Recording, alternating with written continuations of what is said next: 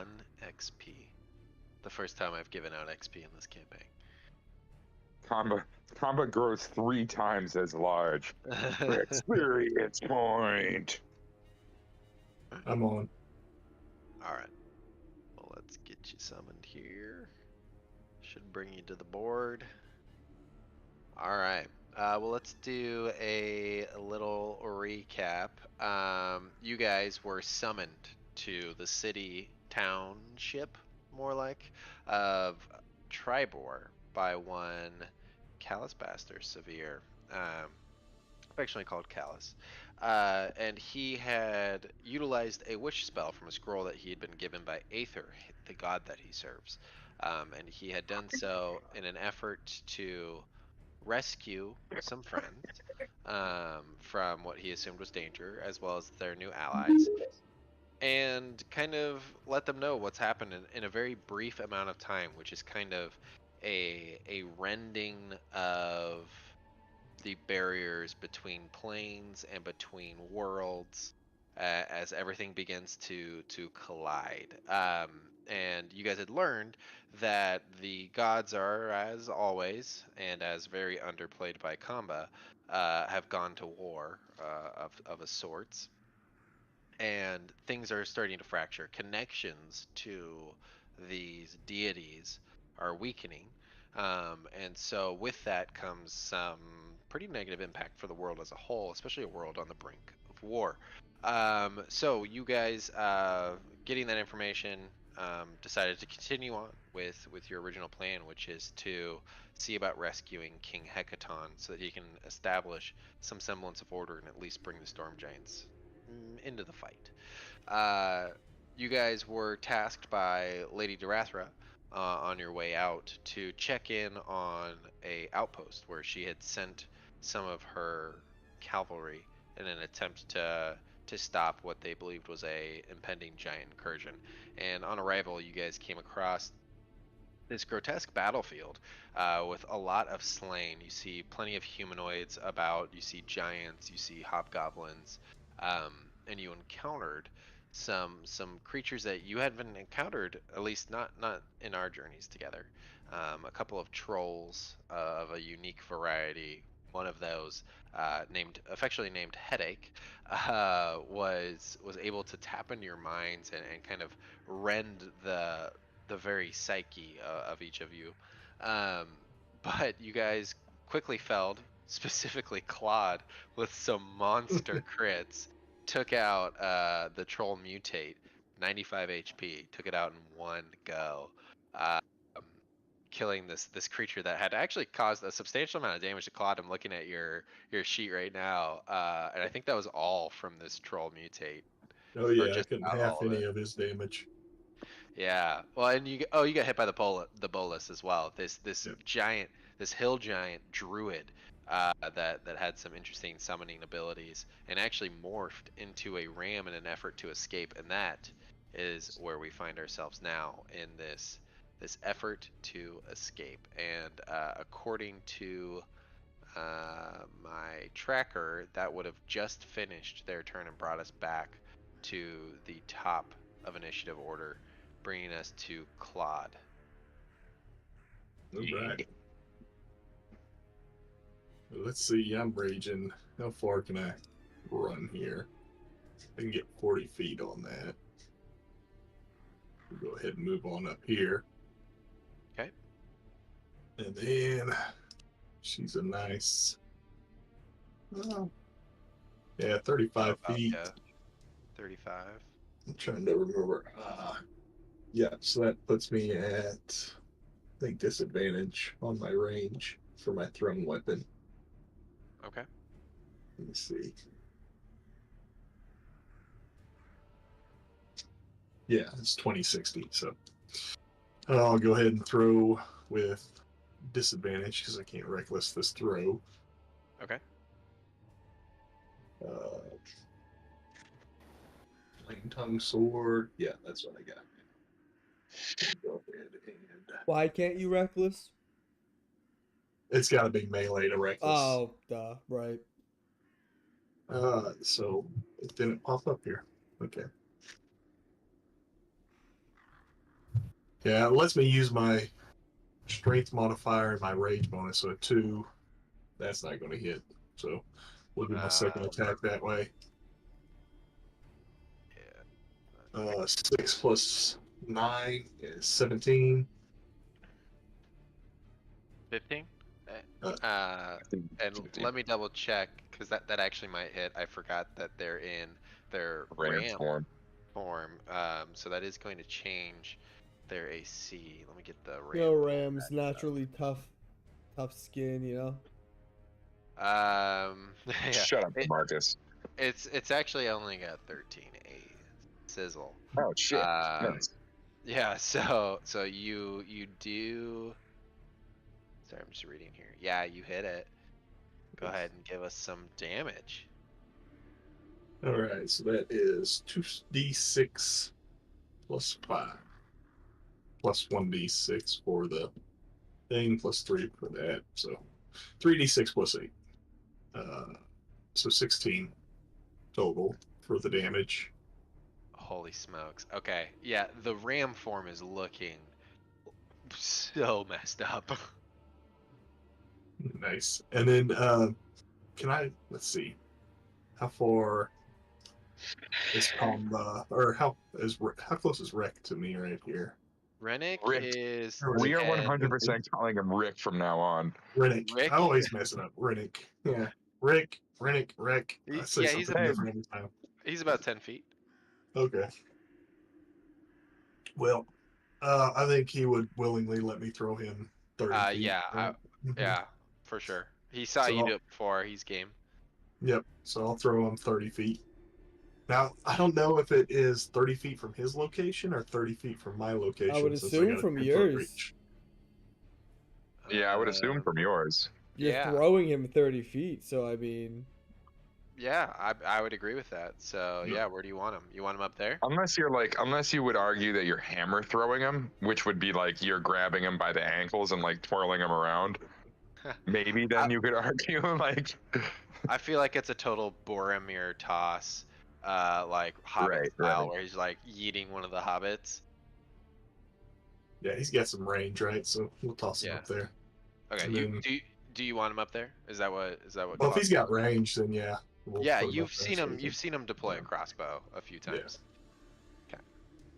Awesome. Claude, anything else, my guy? That's it for me. This is such a cool barbarian subclass.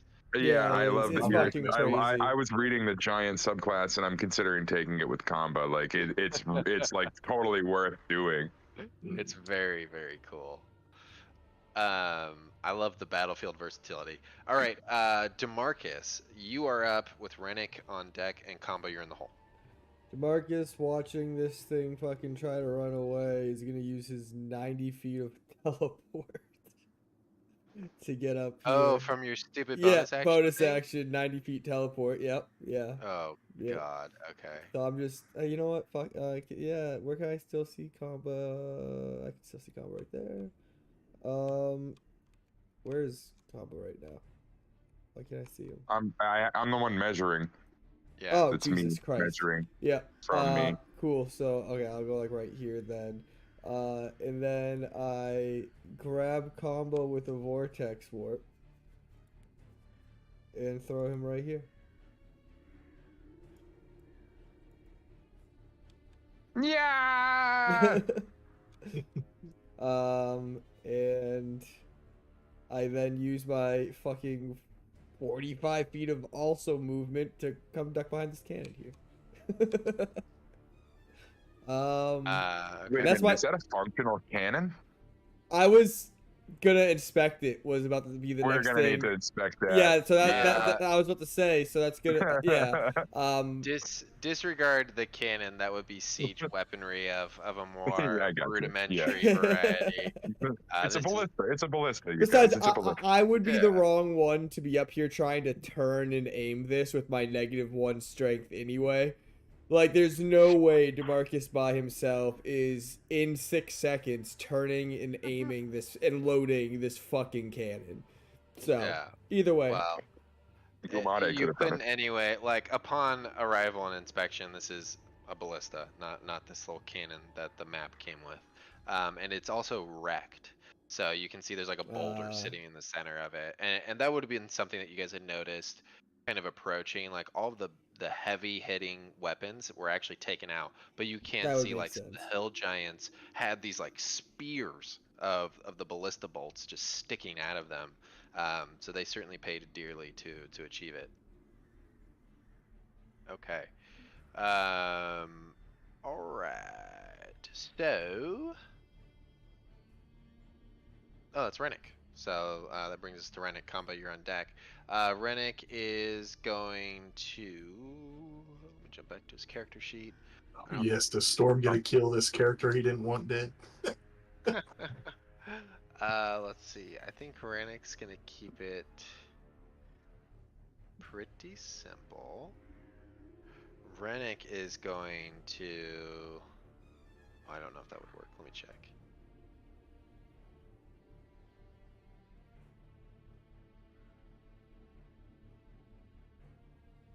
Oh my god, yeah, he's gonna thorn whip it.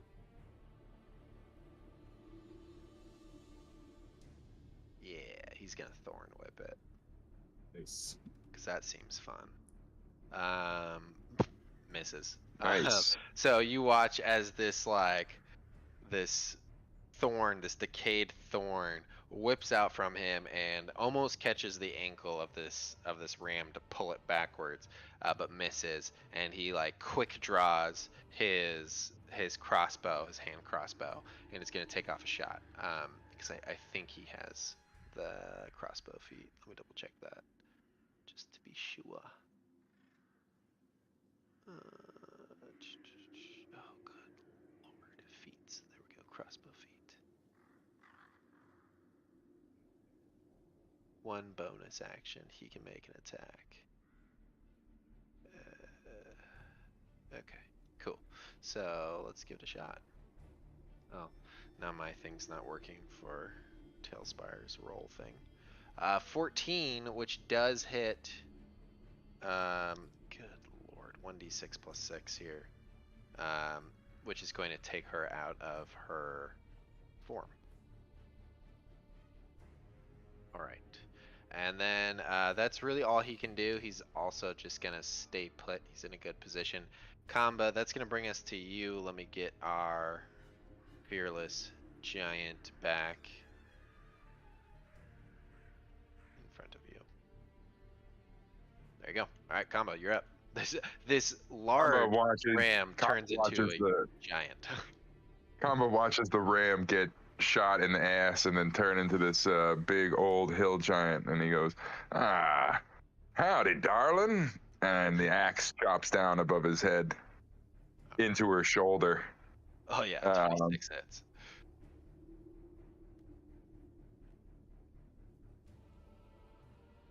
And I will turn that into I'm gonna use sure, we'll just call it a goading attack. You know what I mean? Okay, sure. Give me a DC 17 Wisdom saving throw. That is going to be a pass. Alrighty. Oh well, actually, no, yeah, just barely passes with the. Wait. Yes. That was a 7. You really? Plus Yeah. 8? Jesus. Yeah, +8 Right. wisdom. All right, so that's an additional Screw it. 3 damage on that, Okay. and an additional +2 beyond that because I'm raging. Right. Okay. And then Combo rips the axe out of her shoulder or collarbone. I'm guessing. Ah, fuck me, dude. I'm missing a quit. That hit. And he just brings it down in the exact same spot, just trying to chop this bitch's arm off at the shoulder. All right. Ooh, that's good. That's 16. And then, pissed that she didn't die from his attacks, he just kind of punches her with his with his left hand, Okay. with his shield. This is just a +9. Kia. Oof. Oof. Your shield shatters into pieces. But Really? no. I use a luck point then? Yeah, Oh my right, God. right. Nah, Yeah, nah. no, I ran one campaign with really punishing critical ones for everybody. Uh, sure. and it was fun, but it was really hard to keep coming up with things that didn't also make my players want to riot against me. Right. Yeah. All right. Well, Comba, anything else? No, I don't think so. That's my action, my everything. I can't move right now. Yeah. Sound good. Let's see here. Let's see here.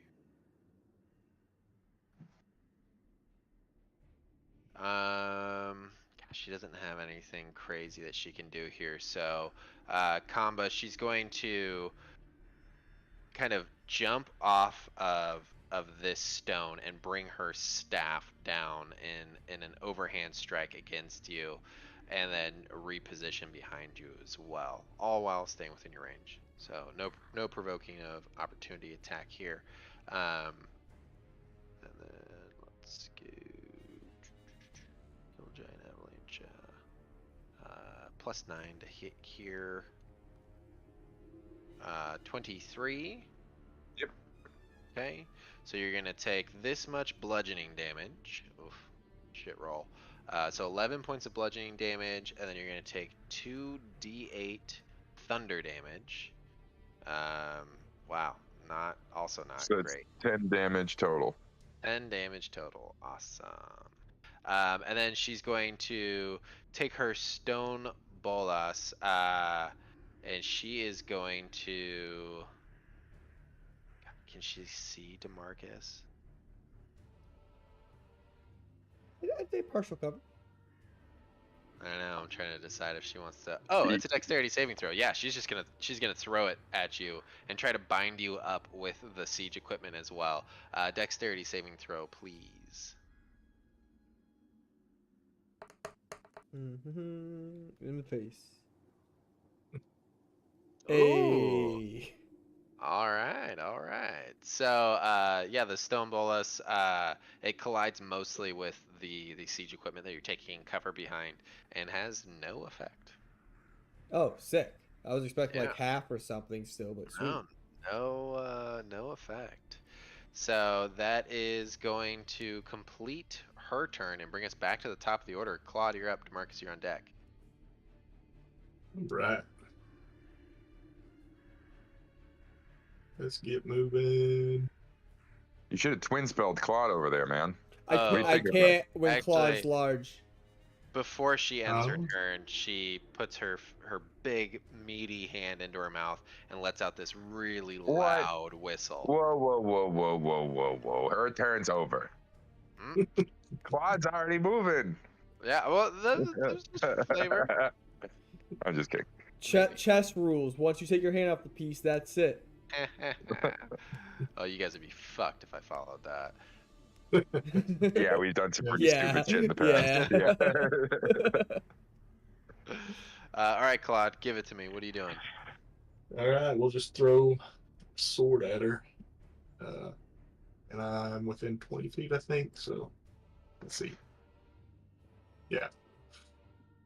Just a regular roll. So 14 plus 9, 13. So I'm guessing no. Yeah, 13 does not hit. 15 plus 9, so 24. That is going to hit. All right.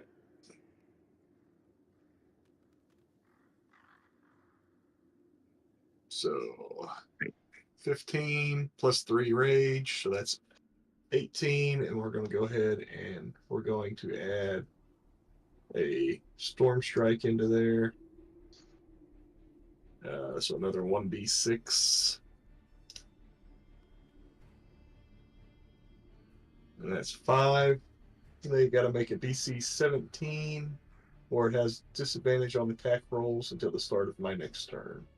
Ooh, And it's a okay. Constitution, so probably got to be some Constitution with it. Yeah, not too bad. Yeah, that's gonna Yeah. pass. Okay. But I do also have Slasher, and so her for a feat, and so she's reduced by 10 feet for her movement. Ooh, okay. I always forget about that. Yeah, that's pretty good. Is that All right, anytime you cool. hit, or like a certain amount of times a day, or what? That's once per turn when I hit a creature with an attack that deals slashing damage. You can reduce the speed of the target by 10 feet Damn. until the start of my next turn. Damn. So, That's pretty sick. Yeah. Yeah, that's pretty good. It's pretty good. and then if I crit them, they get disadvantage on all attack rolls until the start of my next turn. I Okay. always just forget about that feat. Well, it didn't really matter with the last guy because you crit him twice and killed him, so. You cut him in half. Yeah. Diagonally. Didn't really matter there. Seriously. It's All right, it's like in Happy Gilmore when he's like, "Hey, I'll just shoot a hole in one every time. Yeah, it's just way chop an easier to enemy in do half that." every time. Do that." Claude, anything else? That's it for me. Okay. DeMarcus, you're up. Rennick, welcome. You are on deck. Well, I'm sorry, I'm like, Oh, you're all right. You're all right. What do I want to do here? Do I want to use any more spell slots, or do I want to just have a little bit of fun? Just have a little bit of fun with it. I think I'm just gonna poke my head up over the cannon and cast. I'm just gonna cast Toll the Dead. Just nice little cantrip here. Oh fuck, no, I'm not. That's right. You just fucking know. That's wisdom saving throw. I don't want saving throws, especially not wisdom after what I just learned. Fuck. Fucking +8. Get out of here. I always forget for a second that with cantrips, like if they pass, it just does nothing. It's not a half thing. Fuck it. Level 3 Thunderbolt. Thunderbolt. Dex 15 save. What the hell is a thunderbolt? Lightning bolt. Jesus Christ. Okay. A thunderbolt. I Thunderbolt. was like, did you get some cool new spell? No. Lightning bolt. You said dexterity saving throw? Yeah, Dex 15. Yeah, I don't think she's gonna pass that. Yeah, -1. So Cool. 11. Hiya. Ooh. All ones are treated as 2s, so 2 more damage, so 30. Wow. Yes. No joke. Yes. And then I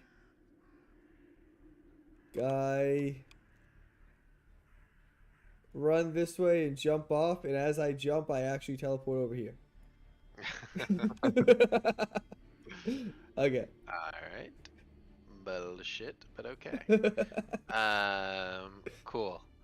Alright, well if that's everything then Rennick, it's your turn. So you guys have caught up to the druid, gotten her out of her ram form, and then just started pummeling her.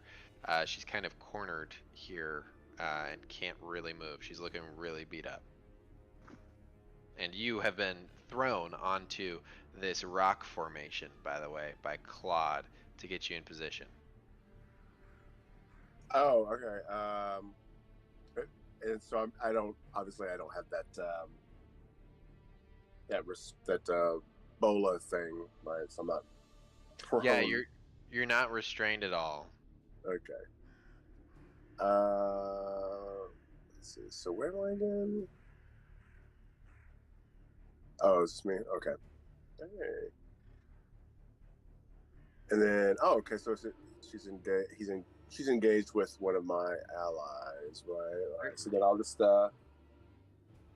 hit her with my father's gift. Why not?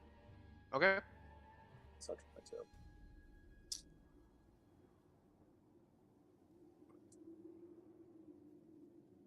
Did it go through? Nope, of course not.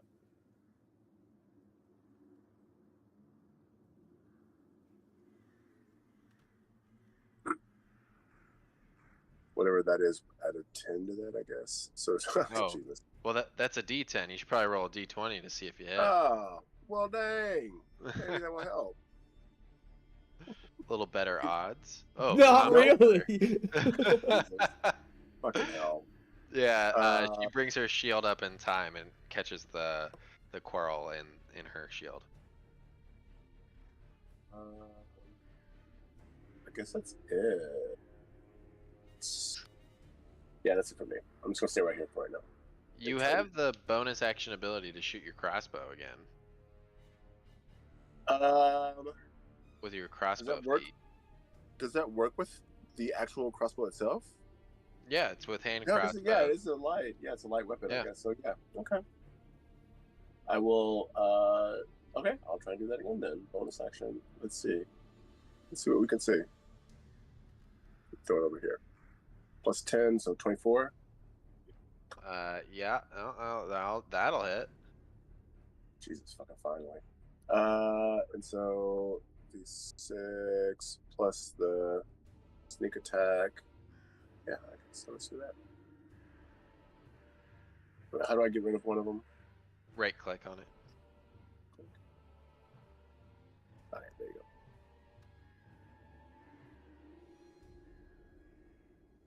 Ooh. 4 plus 4, so 8. Your hand crossbow is plus 6. Yeah, I don't know if you're looking at your other hand crossbow that you have in your inventory. Yeah. But yeah, And so my you other have a plus 6, so 10 total points of damage. Okay. Fine by me. And that will be it, I guess. Okay. Well then, Kamba, the Liberatorter.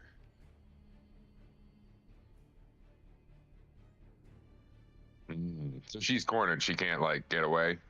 Oh, she can. She has the opportunity to run, but she also has a bunch of enemies right next to her. Her plan to escape isn't necessarily going her way. I mean, like she can't. Can she run this way? She can, yeah. The field continues despite the map ending. So should I be repositioning myself here? Is my question there, DM? If you'd like to, I will say into the ocean. Extremely beat up. Well, yeah. I mean, yeah. That's what I'm assuming. But you know. Ah! Don't worry about that. That was a misclick. The fucking earth falls on DeMarcus. Yeah, Kamba is angered by her maneuvering. Ooh, see, there you go. All right, great. And he can I get behind the bitch? It looks like, Man. as the fates would have it, that is a drop off of a little bit into some marshy water. Fine.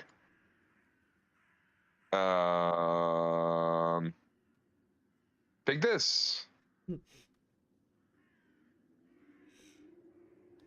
15 just hits.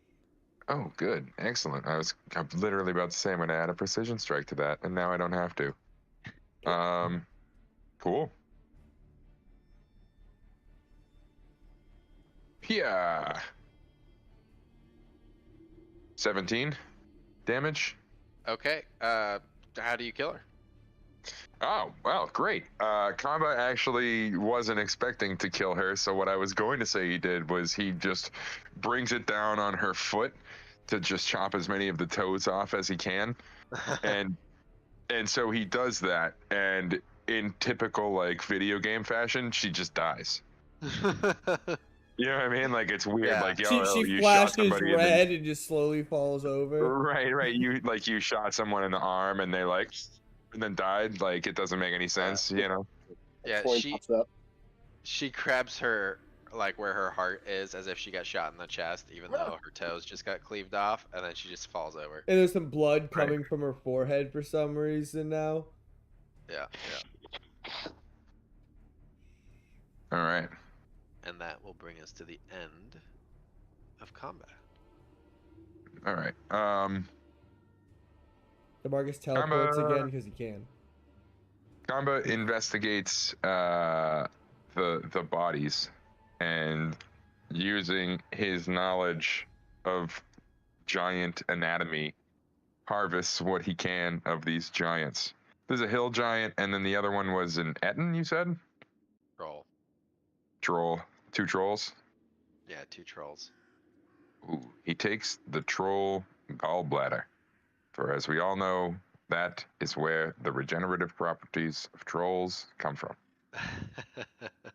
Okay, yeah, you harvest them for some crafting components, and just for Would you like a roll? simplicity's sake, nah, we're not gonna worry Okay. about it. You've harvested enough bodies as it is. So yeah, Did any of them have any interesting items on them? yeah. So if you had searched the bodies, the trolls didn't have anything on them. They're really just um, Naked. these creatures that were in service to this lady. The only thing that you noticed was there was a rune inscribed on their bodies that matches the rune on her shield. Um, and on her person, you find a lot of like bones of creatures, some like creatures that she'd stuffed in her bag that were if not alive, very freshly killed a couple of weeks ago, so they're like really rank. And there's really nothing of value that she's carrying other than like foodstuffs. Marcus, you know something about calligraphy and the writings and the forgeries and all that stuff, don't you? Come on over here, transcribe these here runes onto some paper for me. As you know, it's against total culture to rat in the runic nature. Listen. It's okay to be illiterate. You can just say that. I'm not illiterate. I can read and write. To rat runes is against my culture, and I ain't gonna go against my culture and heritage. DeMarcus rolls his eyes and begins to transcribe these runes onto some piece of paper. Okay. Sure, yeah. So you recognize the rune as being Haug, which is for hill. It is a rune representing typically the hill giants. Oh, okay. I don't transcribe that. I just say that then. I don't waste a piece of paper.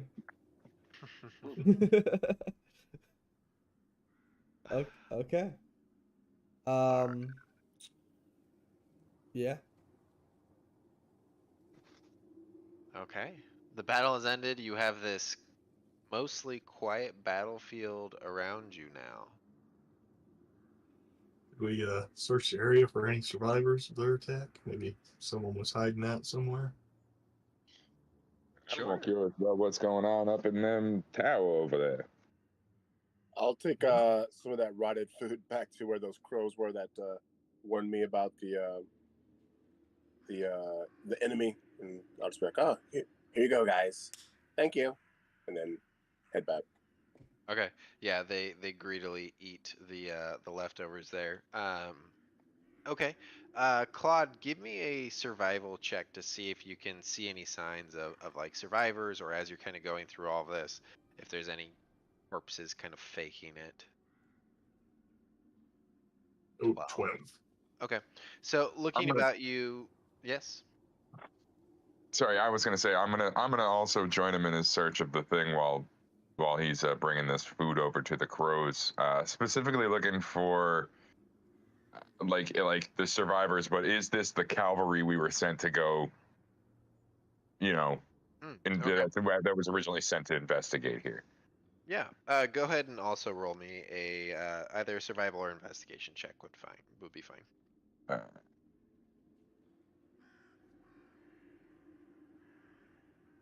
Investigation. Hey you. Okay. So you feel confident that there are no survivors between you and Claude searching. No survivors, at least that remain here. You do see signs of what looks like some retreating forces. Kind of hard to tell, is that bugbears or hobgoblins versus humanoids that had escaped from the defense of this tower. And looking Would I, about, sorry, go ahead, Randy. I was just gonna say, like, would I be able to tell? Like, can I look and see if I can tell the difference between the like humans or what I would expect from like a hobgoblin and a goblin? Sure. Yeah, you're a little more uniquely qualified for that. You can give me a survival check. Um, and then Kamba, to continue, you definitely know that this is in fact the cavalry. You recognize the saddles, which Tribor is really known for. You recognize some of the horses from your time in Tribor. this is the cavalry unit that she had sent. And kind of totaling it up, it seems to be about 18 cavalrymen that had come here, and probably about 20 defenders at this outpost. Rennick, All right. you're Uh, looking at this It's a and +7, so it's 13. 13. Okay. You're not sure. There's definitely what you would probably identify as bugbear prints coming in. What's escaping is so trodden that it's hard to say what exactly it was that had escaped. Well, Demarcus, everybody, little boy, if you're still interested in fighting, I want to know what's in that tower. We got a buddy here that can throw us places, and we got another buddy that can teleport all the places. So I say we go and investigate. Keep our wits about us. All right. That's- Yeah, I'm good. Sounds good to me. And I pick up combo and throw him 30 feet closer. Oh yes, I was gonna, dude. We need to practice that, dude. You know what I mean? I am Fuck going yeah, to dude. chug. I'm like at 31 HP, so I'm going to chug like some potions. Some health potions. Okay. Well, I try to throw him 30 feet closer, but I'm not raging anymore, so Yeah. I don't know if I can. He's a heavy turtle. Yeah. What you guys think is the best approach here? I mean, we can fly, right, Demarcus? You got an owl that can see places. Yeah, I will have my owl at least scout what he can see from above. We can go inside the tower and get out of sight first, so we're not in the middle. Especially while it's looking for his Go up here. Whoa. Whoa.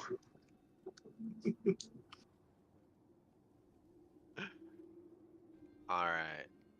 So you Is guys, that what we're doing? you guys are going up to the tower. How are we gonna Oh. wait? Should we scout it first? I was gonna say, yeah, let's scout it first there, Plod.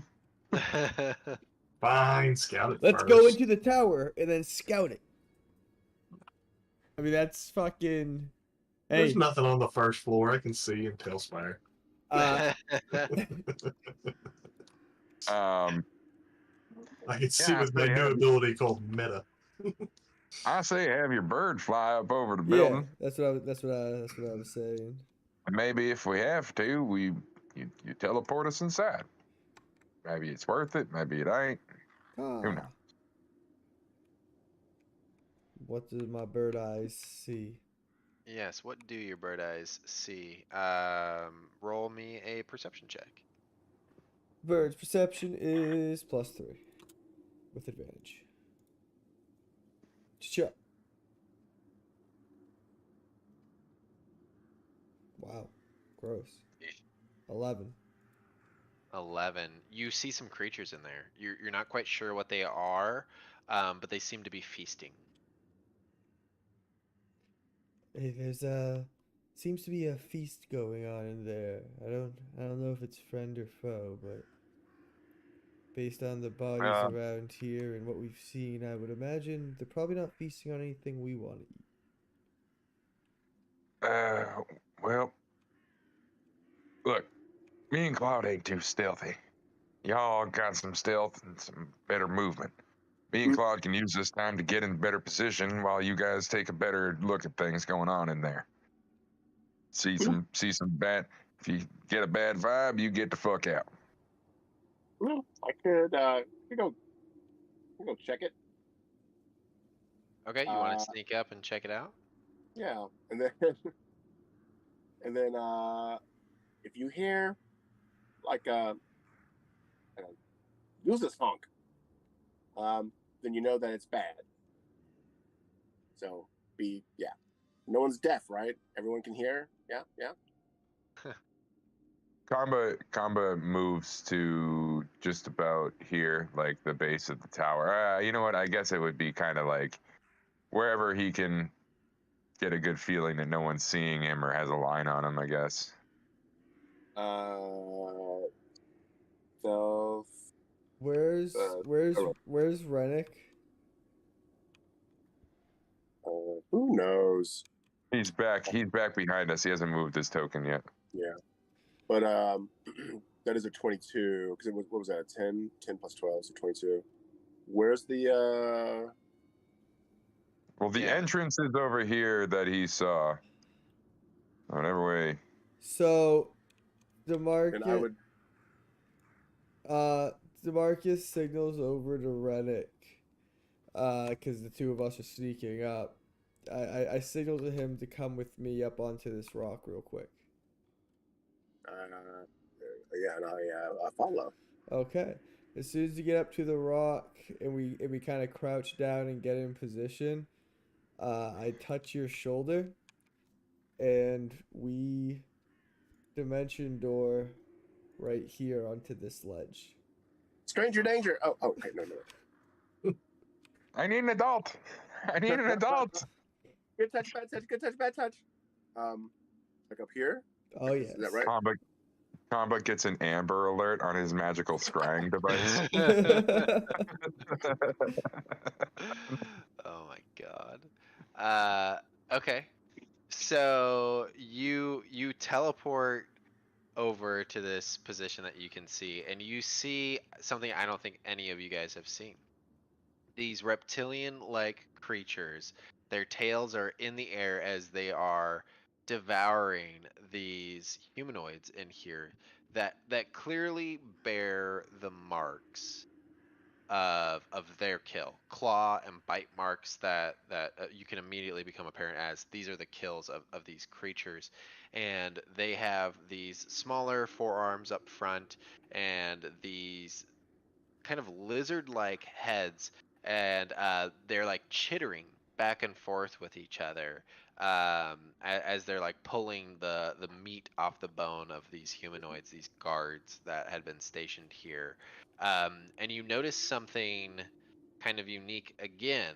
Just your passive perception would see it because it's painted quite largely on the side of these animals, and it is once again that same rune, the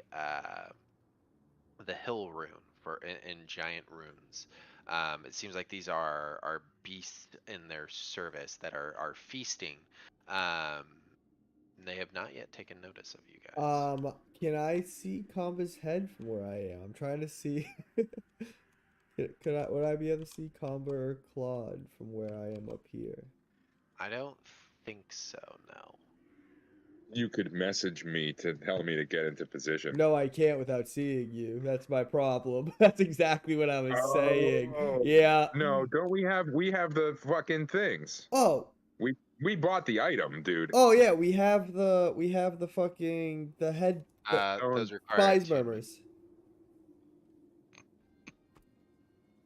I thought we had it for the party, didn't we? It requires attunement. You have them, but Oh, none of you dude. are attuned to them. Oh, I don't think any of us have ever attuned to them. I just never No, actually we add haven't. them to used my them. inventory. Yeah. Oh. We need Oh. stones of far speech.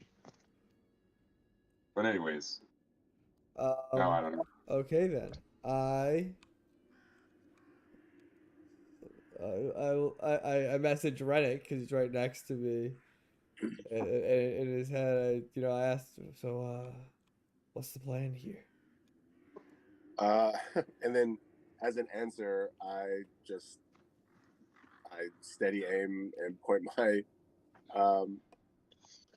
my crossbow at one of them. Does it look like anybody is alive? No, it does not look like anybody's alive. It seems like they're dead and they are being feasted upon. All right. Shit. Okay. Shit, dude. All right. Okay. It's okay. Everything's okay. DeMarcus with no way to signal his friends and Rennick ready for a fight as well. DeMarcus leaps and wingsuits down, landing in the middle of these four before immediately shouting out, "Get in here, you two!" Casting Thunderstep and going right back up to Rennick. Okay.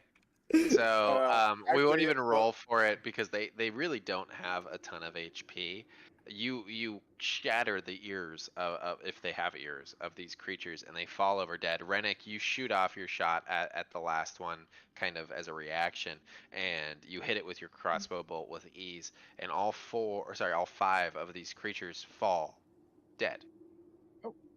Oh, Demarcus looks at Rennick, shrugs his shoulders as I assume fucking the other two run in, and immediately looks to this chest to his right and begins to scavenge through it.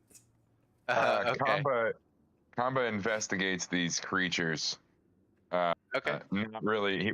He's super wary of them. First thing he does is hacks one's head off. Okay.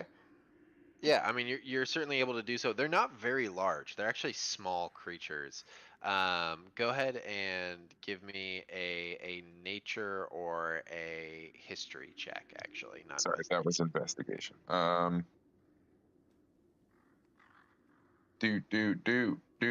Do. Kamba's a bit of a historian. Kama, you are a bit of a historian, and something that was kind of used as a like boogeyman story on the Isles, on the Moonshays. What are these things? These are velociraptors. These are creatures that most folk don't believe to be true. Folk that haven't been to the island of Chult or been to Baldur's Gate, where sometimes you see these beasts on display. But these are smaller than what you guys have seen in like Jurassic Park, for example. They're relatively small, but they are ferocious little pack hunters. And you remember your mother telling you stories of bad little turtles that didn't go to bed on time, and these little Kamba, packs of raptors that chitter until it's too late, and you can feel their claws coming at you, and it brings oddly probably a somewhat fond memory. Kamba chuckles. Yeah. And he says, But you I do was so find it scared of them when I extremely. was so scared of them when I was a hatchling. These look more like, I don't know, giant turkeys. What? Nobody gets the Jurassic Park Oh, reference. I got Come that. I got on, that. That come was good. on. I said good job. All right. Validate me. I Yeah, study the exactly. beast just in case. I study the beasts a little bit just in case. Just in case I can turn into one, maybe. Well, I don't know what the CR is of those, but Uh, Oh yeah, yeah, any I'll tell creature you right you've seen, now, that's right. it ain't worth turning into one. They have 10 hit points. I Like mean, they're very weak. But for their CR level, they are 1/4, so you could absolutely learn to turn into one. Are they I mean, fast? all of my CR turning into is going to be 1/4 or 1/2. I mean, I Oh, won't get any okay, higher than okay. that. That's right. That's right. I forget that you're pretty low level. No, they're not incredibly fast. They do have pack tactics, which is nice. Not But their very bite and claw is not remarkably strong. They're actually incredibly underwhelming for being velociraptors. interesting. Okay. Yeah, from a stats perspective. What we see in the movie is actually is it an Allosaurus or something along those Yeah, lines, Yeah. I'm which aware.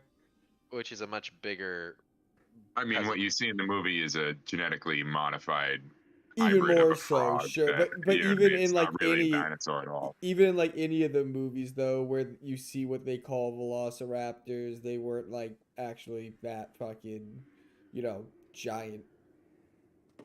Yeah, and No, I they mean, like InGen was making creatures and just calling them dinosaurs, yeah. Well, brother. that's besides the point. But I will say, for being intelligent creatures with pack tactics, same with wolves.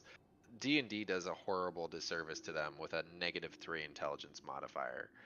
Um, So anyway, but yeah, it is an odd thing that you see Kamba, and I don't think any of the rest of you would really even recognize what these creatures are. But looking upon them, they're definitely kind of like alien to you, and they certainly seem ferocious. And as you guys are are looking about, Demarcus, you're sifting through this chest, being the loot whore that you are. Hmm. Nothing fancy, honestly. It's Is there a nice scarf in here? there isn't a nice scarf. What's in here is some fine food stuffs, like some seasonings and such, and some like cooking utensils. So it seems like it might have been the chef's chest. I grab a thing of cayenne pepper or Okay. something Yeah. of the equivalent, and I just just throw it into my bag, Allen's pepper. just throw it into my bag of holding. Yeah, sure. Yeah. No, you get a nice curry powder that's got some heat to Ooh, it. yeah, You yeah. think it might be Vindaloo, but you're not 100%. Um, so as you guys are kind of investigating this area and looking about, you start to hear a sound that some of you might be familiar with. This thunderous, this like really light thunder, as if there's this great amount of air moving. And you hear it again and again, and the cadence starts to pick up as well as the Oh, volume. God, I hope we're not in a floating castle. Um, and as you kind of look out in the direction of where this sound is coming from, once again, you are struck by this oddity. Combo, having passed your previous check, you think you might know not really what this is, but you think you know that it's of the same kind of genus as what you see, and It's this a is T-Rex. this is doing a disservice to how large this creature is, because Tailspar just doesn't support it. So let's see if I can't.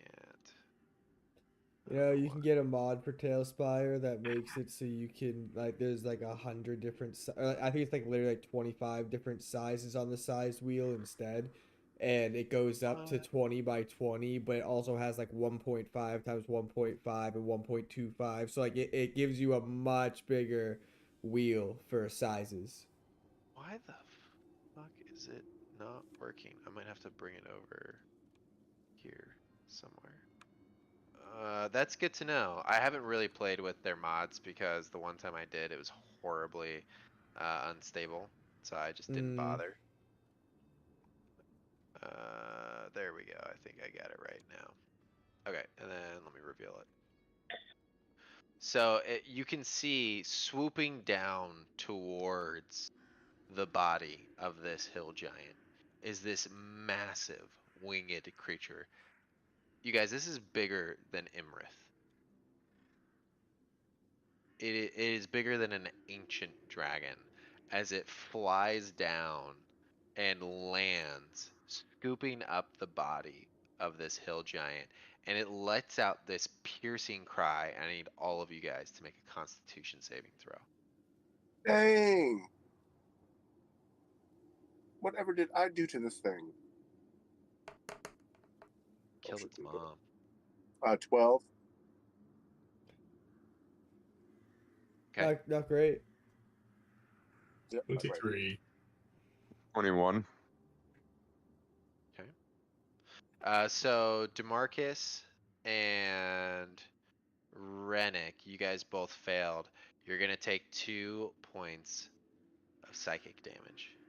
Or sorry, not Yeah. 2 points, 2d6 of psychic damage, I should Oh, say, I which was turns like, out to be oh 11. no.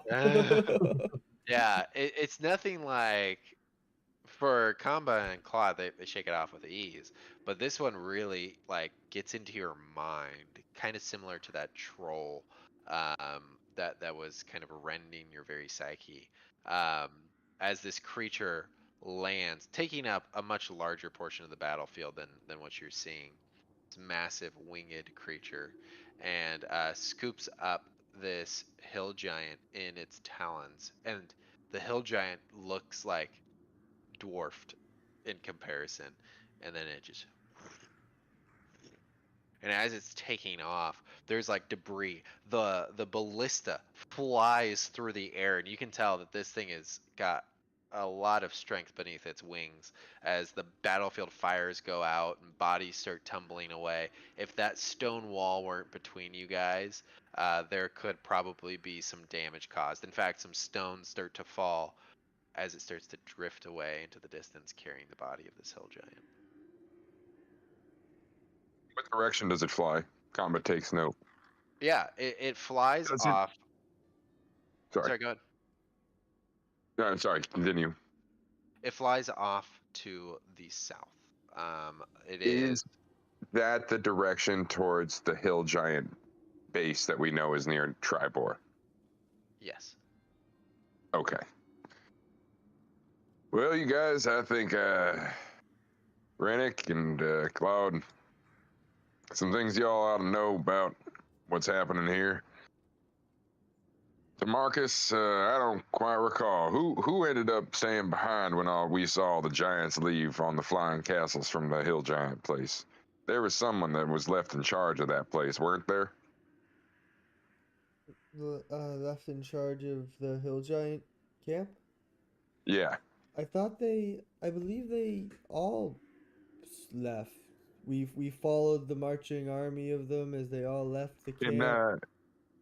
Can I mean, do I remember? I just don't remember personally. Yeah. No. So Sorry. you guys weren't in there to confirm. You guys hadn't gone back, but based off We what went you back and saw, saw them burning or burning someone on a fucking spit. And then there was like a fucking person sitting there, and I don't remember who that was. I don't remember. I don't They remember. like named a new leader. I They don't were remember burning the the old spit. fat leader. Yeah. Right. Oh, yes, yes, yes. Yeah, they were. So they were burning Chief Ga, which was the original hill giant chieftain. But that was before they departed. Yeah, yeah. Yeah, and when they departed, you're not sure. You guys hadn't gone back. What you saw empty, based off of your reconnaissance, it seemed like that was everybody, but you can't be sure because you hadn't gone back. But Okay. these markings that we found in this thing's shield and body are the same ones that. Yeah, you also know that it's usually the only rune that hill giants know because they're stupid. Gotcha. Yeah. So it's hard to say what significance it has. You do note that you didn't see it a lot in that hill giant kind of stronghold.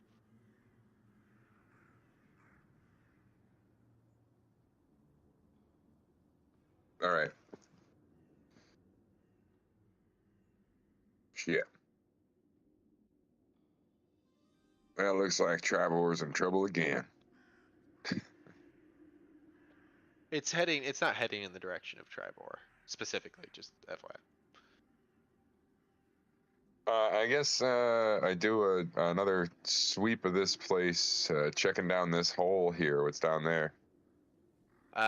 It's just storage of like foodstuffs. Foodstuffs, you say, huh? All right, Yeah. that's fine. Yeah, Kamba then investigates up here one more time, investigates some of the bodies, and looks for, I guess, like the highest ranked officer he can just spot off the cuff, I guess. Yeah. Yeah, so I mean, you guys spent some time in Tribor. You'd recognize there's these golden knots, like this rope that has some golden knots, and it's actually a member of the Order of the Gauntlet, a typically good faction that seems to have been like the commanding presence. At the very least, they had some of the better equipment, now rent and pretty much destroyed. Um, but you can see like from the formation of the bodies, it was the most organized defense, and those knots would typically represent rank. Hmm.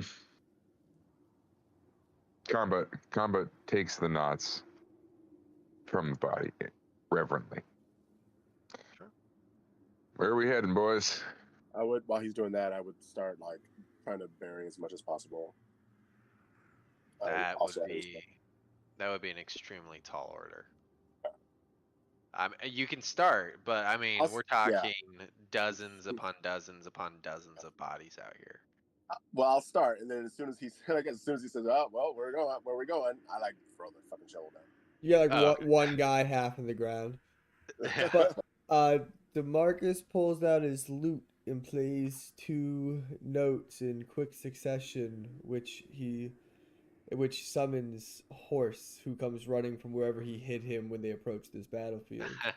And he hops upon his horse, too spoiled to be bothered to walk, you know. There we go. Well, we should load up some of this food stuff as long as we have Horse here. Why am I small? I don't know, dude. Why are you small? Why am I Look so at your cute little pony. There we go. I mean, there's no in between, my dude. What This is 1 by 1. It's just small because of Hero Forge being stupid with mounts. odd. I like it though. I'll take it. I shrink down on my tiny horse. Well, we Yeah. probably need to get back to Tribal, and eventually I need to go see Crowan and Everland. Yeah. You could send the owl back with like a message. You don't necessarily have to backtrack to Tribor, which is about a full day's march away. Combo looks at Rennick and Claude and Marcus and says, "Y'all want to go to Everland? Go meet a wizard?" Yes. I would love to meet a wizard. I'm in for going wherever will lead to justice for the Giants. Oh wait, Kamba. If we're gonna Yes? introduce them to Crowan, should we take them in through the through the bar instead of directly into Crowan's? Let them experience you know. Mm. Yeah. All Yes, right, everybody, I to say the we shall. bar. First round's on me, and we we head off. Combo, yeah, I say we head to Everland. And did I have a horse that's still in Tribor? No, the horses would have been, gosh, where did Hasties. they? Yeah, they would have ended up in probably. I guess they may have made their way to Tribor, but your horse wasn't there. Horse was belonging to Demarcus, but your horse and none of your compatriots' horses were there. Oh, How That long of a trip devious- is it to Everland? By foot, it'll take a few days. So, right now, oh, sorry, you guys are heading to Yartar. So actually, you would be at the Yartar teleportation circle, tomorrow, midday. Mm. And then you could teleport directly to Everland. I got a question for the both of you. Y'all a fan of good old sports ball? Yeah. Yeah. Anything that involves blood in it. You ever heard of the old Yartar Tar Heels? Damn good team. Damn good team. Yes, they've been what's doing sports fine ball? this year. Sports ball? What's sport? Ain't never heard of what- sports ball. What? The mean, Neverwinter Wizards? The Yartar Tar Heels? No. Should I have? Yeah, I mean, I guess not if you've been living under a rock. You could kind of say that the Underdark is a rock, yes. So, yes, I have been living under a rock. The Underdark doesn't have their own. Shame. Shame. The Menzo Benzerenzen. Yeah, it doesn't really roll off the tongue. You're right. That doesn't make any sense. Yes. To Everland. Or to Yartar. All right. So just for expediency's sake, you guys continue heading out, and you're able to actually make camp after about 4 hours of hiking. you make camp with a patrol, and it's actually a Yartar patrol. As you guys are nearing Yartar, so you camp safely there, and then head towards Yartar in the morning, arriving without issue. This is a sizable city. Um, so if you guys want to do anything here specifically, or we could go straight to Everland utilizing the teleportation circle there. Was Yartar where the boat was? Yartar Yes. is where the Grand Dame was. Can I Yes. check to see if I can trade in these old tokens? I mean, you could try. They told me they would be good when I came back here the next time, that I could hold on to them for till then, and now I come back and I find out they aren't even around anymore, and I feel like, is there some trade-in policy? I'm not even asking for gold, but for tokens to your establishment, maybe. Yeah. So if you want to pursue this, they're gonna send you to the Baroness. Is that bad? Oh, Did we piss the that's not Baroness sexy. off? Well, you would know the Oh wait, Baroness. no, you I put was her in trying to charge? defend her honor. Yeah, like I would. Yeah. Yeah. Yeah, so you would know the Baroness, and have good rapport with her, and they give you a knowing smirk. Of like that we were the ones who destroyed the old one. Yeah, they absolutely don't believe you. I can tell you that much. There were plenty of witnesses. Cool. So Let's go see they the Baroness, tell you dude. you can take it up with the Baroness. Hell I yeah, dude. do that. Yeah. Okay. Sure. So, let me get your guys' tokens in here. Back on the ship. This place. Not for long. Comba the Liberator. Rennick. Claude. Oh, Demarcus. B. Windstorm. God, I forgot how fucking long this ship was. Yeah, it's huge. It's like a 250-foot long ship. Yeah, it is huge. Oh, it's because you have your pony. I got out. some That's- banana bread at work today, dude. Fucking banana Hell bread yeah, at work. Hell yeah. My mom always said that if you wait, good things will happen. It's the greatest, one of the greatest things. I would pay to see that guy read The Great Gatsby. Oh my god. It would be horrifying. All right. So, Where's the Baroness? you guys, if you click on your tokens, you will find yourselves in front of the Water Baroness, who, much like last time, she does her work out in the open. So she's got this table set out beside her. People are able to come and go and chat with her while she's working.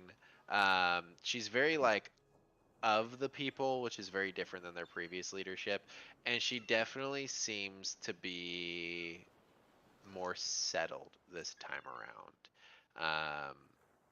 Last time you guys had seen the Water Baroness, obviously she was kind of fighting for her throne, right?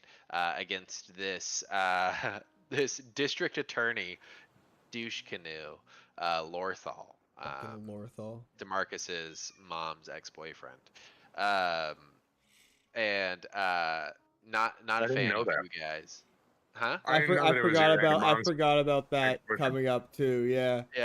Yeah. She'd gone on a couple of dates with Lorthal. We found that out Lorthal- after I made Lorthal- him my mortal enemy. Bro, Yeah. Lorthal fucked your mom, bro. Yeah, and I are fucked you his, gonna do and I, about and that, I dude? fucked his face out. I mean, I already did something about that. Dude got dragged in the sea unconscious by a bunch of fucking merfolk after I fucked him up. He's That coming is- back as Oh, the he's king coming back, dude. He's gonna be the of the Sea King. merfolk. It's gonna be wild. We'll see. Moonshay Isles, and it's going to be a reference to the merfolk invading the Moonshay Isles. Who knows? Not only did he fuck your mom, he fucked your mom well. Oh, Yeah, that's dude. even He did it well. He did a good job. Yeah, that's all right. It's all He right. got a gold star for that. All right, so you guys find yourselves in front of the Water Baroness, And she looks up at you, and she's got a smile on her face for the two of you. And then she looks at this dwarger who's probably squinting in the sunlight, and this like ragtag child in chitinous homemade armor. And she just kind of tilts her head and she says, "Well, this isn't quite the company I thought you would keep, Master Comba and Master Demarcus. Where are your other friends?" It's been rough times. Rough times. We've made friends, lost friends, made new friends, lost those friends as well. And then we made friends with these two. I'm counting how Fine. many You can times tell they her the say- truth. We're your Oh, old friends. We just died and they resurrected us, and now we look like this. Yeah, I'm counting how many times he said lost friends. Like, wait a minute. uh, well, she kind of smiles at that, and she says, "Well, I see you've been keeping very good company. I am Water Baroness Nestra Rutheo, recently reinstated, more or less. So I never officially lost the title, I suppose, but it was a close call. And your friends here helped me achieve this by defeating a very litigious elf, pompous asshole. What? You know what? I haven't seen him in some time. Yeah, he was dragged into the sea by some merfolk after I fucked his face. So he probably won't be back. Really? Well, I normally, under circumstances such as these, I'll let it slide, but necrophilia is illegal in the Not market. You quite really lit. shouldn't. Not. I mean, not literally. I. Oh, Yeah. thank No. God. No. I had hopes for you to be not a barbarian. So glad to hear that No. you're This not. one here's the barbarian, and him a little bit. Combat finger Well, guns it. they And we and me and do. Combo both finger gun clawed at the same time. They do have a bit of a barbaric sense to them, but the fun kind, not the disgusting kind. Um, well, welcome back to Yarta, my friends, and welcome my new friends to the city of Yarta. You're most welcome here. Um, I have to say, things have been different since your last appearance here. The Grand Dame, now affectionately called the Rescuer. I know we're workshopping the name; it's not great, but the YRS Rescuer has been a great gift from some unknown adventurers. As she kind of like looks around, and she's very much playing into the fact that she knows you guys were involved. You know, Um, and she continues on. She says, "We've we've repurposed the vessel. Now it goes up the Desarin River, back and forth, and it is shuttling supplies and personnel and soldiers and healers and all sorts of aid along the Desarin River. And in doing so, we have strengthened the economic ties of the Desarin Valley as a whole. It has been a absolute boon to the people from an economic and safety standpoint. And if we were ever to come across those heroes," she says quite loudly, "they would most certainly be rewarded for their efforts. Only we knew who they were." Wasn't that you guys? Combat nudges Demarcus, knowing that Combat isn't very good at speaking publicly. DeMarcus, mounted on his horse, sits up straight. And he goes, "Well, Baroness, that is why we've come to see you. You see, we had to run off for other great adventures afterwards, but..." And I begin playing my lute, like, to my own fucking speech. Super. and I continue and I go, "You see, we had a run-in with Lorthal, who wished to usurp and make a bad name of you and take over the city for his own greedy deeds, and we ran him out of town, as it felt was our job, our duty as loyal companions and fellow citizens of the realms. Also, would you be willing to trade in these tokens?" She looks at the tokens and she's like, But actually, we could use these. We actually use them as the the little nod to what the Grand Dame was before. It is the badge that the crew and the mariners that serve as her protectors. It is the badge that they wear. I suggest you take some for yourselves to be recognized as allies and uh, aid of Yata, and wear that badge proudly. In fact, but yes, I'll pay you some for these coins. Take them off your hands, so we don't have to make any more. That'd be quite nice. Um, let's see here.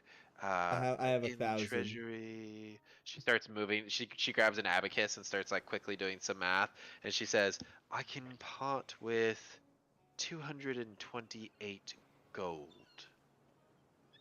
Ugh.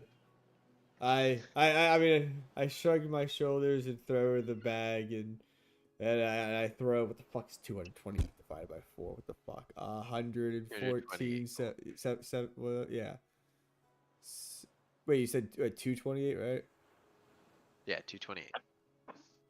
228 divided by 4 is fucking what? I just had the math in my head and I lost it. 228 divided by 4. Yeah, 57 gold. I give each of my friends 57 gold today. Um, yes, and then I kind of, as still playing my lute, looking around to the crowd after giving my speech, I kind of give a little cough and go, "And this reward you spoke of." Oh, yes, I suppose. Uh, if it is you that are the heroes, so to speak, then I do have something. And she brings out this little figurine, and it is of this griffin, like looking like it's pouncing out of the sky.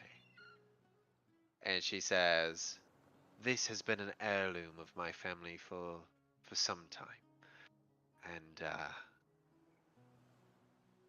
I had thought to use it for my own purposes, or maybe even in the defense of Yatar, but I think it will find a much better home with all of you." And she hands it over, and this is a bronze griffin figurine of wondrous power, which will summon a griffin for up to 6 hours, and then you can use it again after 5 days have passed. I throw my lion to Kamba and take the griffin greedily. All right. Kamba takes that. Yeah, Kamba now has 2 lions. Kamba's Yeah. gonna fucking ride in on a lion, by the way, 100%. So the griffin has a fly speed of 80 feet, by the Holy way. shit. 12 AC, 59 hit points. It has attack capabilities. Like it's no joke. I actually kind of regret giving this to you now You're that I'm reading welcome. I feel like this, yeah, I mean, I feel like that's what I do with anything you give me is make you Yeah. regret it, though. So what else is Yeah. new? You're holding it in your hand, and you can feel like this heaviness to the figurine as you're sitting astride horse, and kind of like almost against your will, the beak of this figurine kind of drops towards horse, and it almost looks like it takes a bite out of horse's neck, and horse flinches away from it. You get the idea that, man, griffins really like eating horses.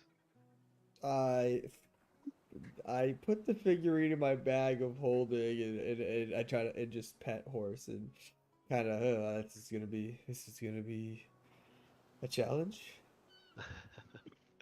And she she smiles and she says, "Yes, he. Whenever I summoned him as a child, we always had to buy somebody a horse at the end of it. So be careful. He is quite single-minded when it comes to food, but if you have a snack ready when you bring him out, he tends to be pretty good about following orders." And what do Uh, griffins eat for snacks, other than well, horses? other than horses, Shetland ponies. Okay, other than large animals, something that I could say maybe hold in a bag of holding. A medium-sized dog, a That's lamb, fresh meat really is the best option. fresh If meat. you're not going to give it live prey, the freshest of meat that you can find. Now, what if Only I? around for 6 hours, man. How many times you gotta feed it? I mean, Well, I mean, does it he feast works on the very hard. Does it feast on the flesh of my mortal enemies? Oh, it most certainly will. Oh, Yes. then we will So keep it well fed. if it finds those enemies palatable, it will eat them. Interesting. I have a So, parchment that I'm writing in all this, like, don't turn into a draft horse. Don't turn into. Don't fuck corpses. Yeah, underline that one. I'm not. okay. And Yeah. Kamba steps forward and he said, "I too was upon the thing when we killed that lecherous snake." And he sticks out his clawed hand.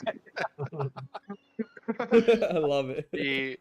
She reaches out her hand and she grasps yours and she says, "And you will Thank you. forever have my gratitude, my friend. You are always welcome here. You have free lodging in one of our inns, and if you need the help of the Artar rescuer, you can always find room in her berths." Yeah, but he got a griffin. Well, that's for the both of you. I mean, you got a lion. I mean, he got a griffin. Yes, yes. And times are hard. We have to recruit most of our farmers into the defense of our city, of patrolling around, of helping the Dasan Valley. We are not extremely wealthy. We are just managing, my friend, but we are doing good, and I hope that brings you comfort. Well, if you hadn't just dropped all that gold on the Yartar Tar Heels new stadium renovation, I mean, maybe it wasn't the best Well, times for that. had you not heard, Xanthar's Keep bought the Tar Heels. Ooh. What? Yes. So Those we have. goddamn 30 cents are never gonna stop. I know. So we've got a bit of capital. That's actually how we refitted the rescuer. So if you look, and she points, and you can see the rescuer, it is covered in ballistas. It's got ongars, these like miniature catapults almost. It's got these crenellations along it. Like it's been heavily modified to be a warship that sits on a river. And then it's got like all these skiffs attached to it that can drop into the water quite quickly and land these like beach assault landings of these mariners that you can kind of see dotting and patrolling above. But she says, the city's tax on that sale made us quite a bit of money to refit the rescuer. We're repurposing the newer stadium to be a massive hospital to help. So we're kind of becoming the focal point of the Dasan Valley and up to the north as well. And has already been a primary trade route, this is becoming a refuge for the people that are assailed by the wars that have been breaking out. I'm sure you've heard things are getting quite bad. Something that 2 generations ago they might have been prepared for and understanding of, but we seem to have grown lax in our time. Yes, we've seen. Oh my god. Yeah, we've seen quite a bit. It's definitely not great out there. No. To Everland? To Everland, and I just begin to walk off on horse. But bye. Good seeing you. Before we leave though, I do like sort of like talk about all the places that you guys have talked about, like all these things that have popped off or whatever, and just like, is it more than that? Is what more than that? As far as like the fighting, is it more than those places that like you guys have told us, the newbies? Nah, as typical heroes, we've actually been at the very center of every important event that's happened.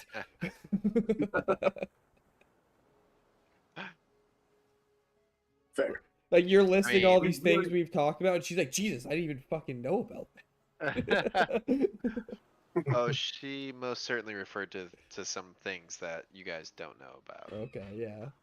To answer that question in seriousness, no, there has been war and combat breaking out across the coast up to the north.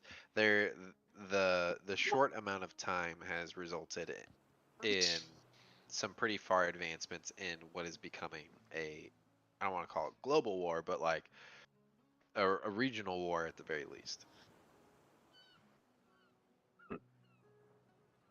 A continental war, as it is. Hmm. All right, well, I follow Demarcus as he hops on his horse.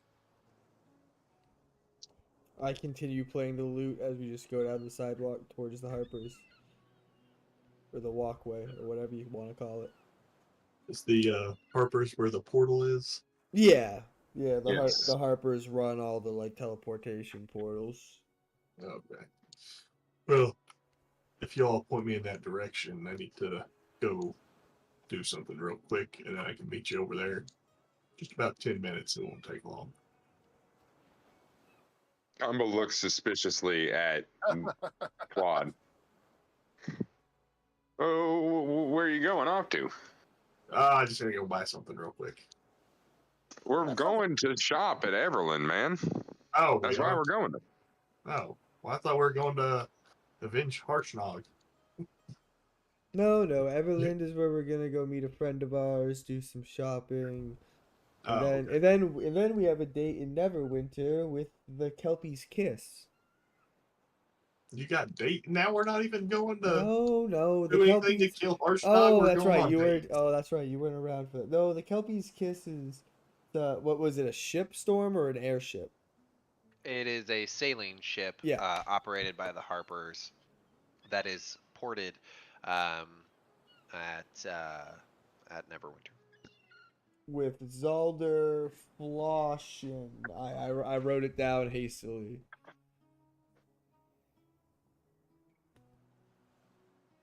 Yeah, all right. I've never seen a ship made out of saline, but you know. Ah, Well played. Take a hint. What you said again. inspiration for sure. That's he gets inspiration and shit when he says bad jokes like that, and I get told, "Shut up, Listen, Mike." it's been years of it with you yeah, though. yeah, but my barbarian's stupid, and that's what he would actually think. Probably he thinks he's doing something smart, knowing what saline is. And Nodding to himself reassuredly, like, yeah, I'm up to speed. I know what's going yeah, on. I've heard of this saline stuff. I've used it for hangovers. Of course. Yeah, I guess. Where does the teleportation circle take us directly to Crowan, or does it take us to Everland? No, it would take you directly to Crowan. Oh, that's not as fun. Directly to Crowan, it is then. Yep. That's where Combo goes, at least. Yeah, I follow. All right. Let me get us over to that map real quick. And I'm assuming we've had a long rest. Yeah, absolutely, yeah. So if you guys haven't already hit that, go ahead and click on the long rest.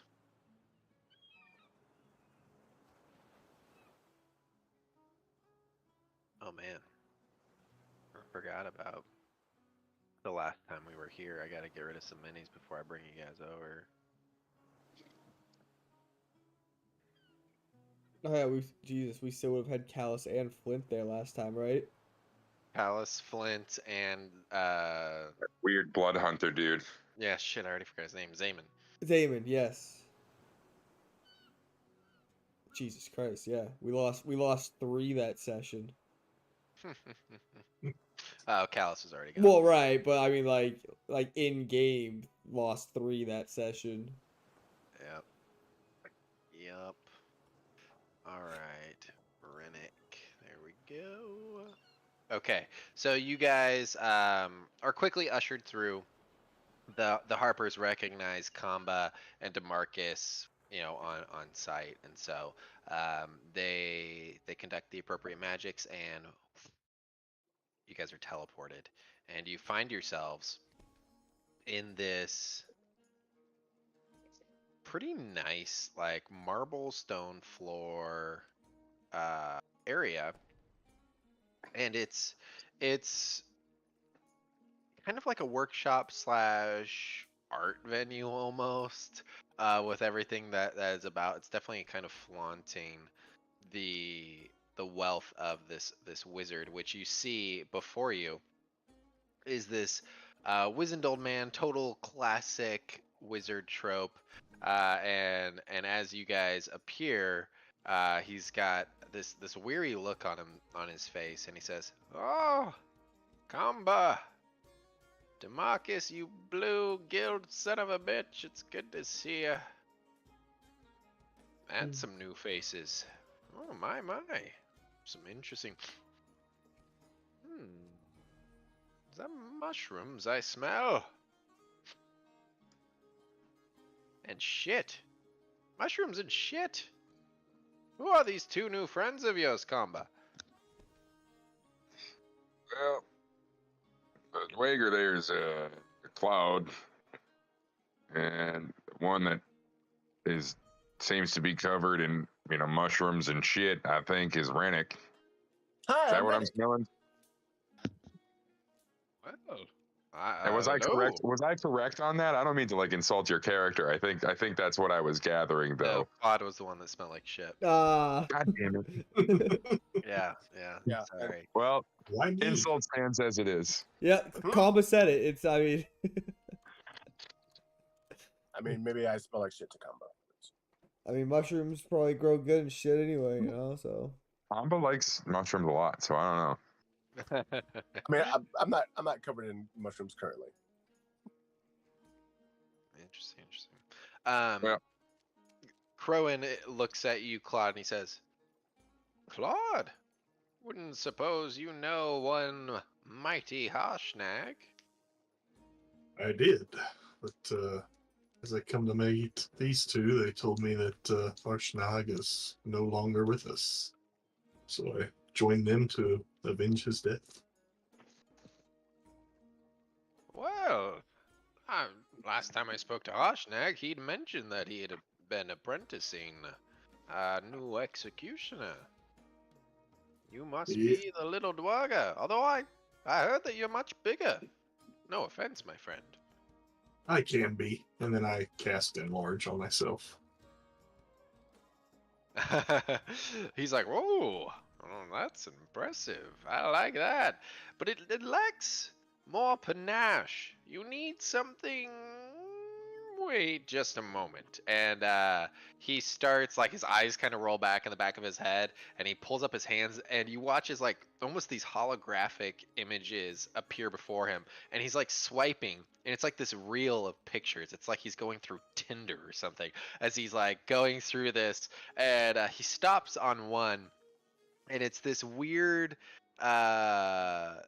this weird kind of like serpent, and he grabs it, and as he's grabbing this like holographic, what looks like a two-dimensional holographic image, he grabs it, and as he does, out appears this little ring of this serpent, and he flicks it to you, and he says, "Give that bad boy a try." And I'll put it on. Okay. As you put it on, you hear the clamoring of a tambourine, and it's got this like musical quality to it. And you watch as you've kind of cast this enlarged spell, and it's still pretty fresh. You can feel that your body kind of undulates and shifts, almost as if a cobra is growing. And you guys can all see this kind of phantasmal effect as you have this mechanically benign but cool effect now when you cast the enlarge spell or you become enlarged during your rage process. You've got this interesting effect now of this like tambourine going off and this like serpentine motion to your enlarging. He's like, "Now Nice. that may not get you any ladies, but it might make a goblin shit its pants." that's what we're really aiming for here.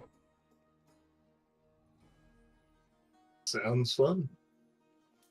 I've made a few shit their pants before. This will only make it easier. You should have seen it. He cut this troll in half. It was crazy. In half? Well, I don't know, Kama. What do you think? Does he belong in the book? Oh, I don't know. We can put him in I rookie don't know. And section, I Kamba goes over. suppose. Kamba goes over and he squeezes Claude's bicep. How does Claude react? Let's see, he comes over and just squeezes my bicep. I will pick you up. I will rage, and then pick Oh, you up Jesus and throw you Christ. 30 feet on top Sure. of the stairs. Since it's a Kamba, surprise, you can make a check to try to avoid it if you want. no, Kamba does not try to avoid it in any way at all. He lands on the top of the stairs and he lands on the back of his shell and rolls over to his stomach and he puts his thumbs up and then he finger guns at Crowin. Book. Do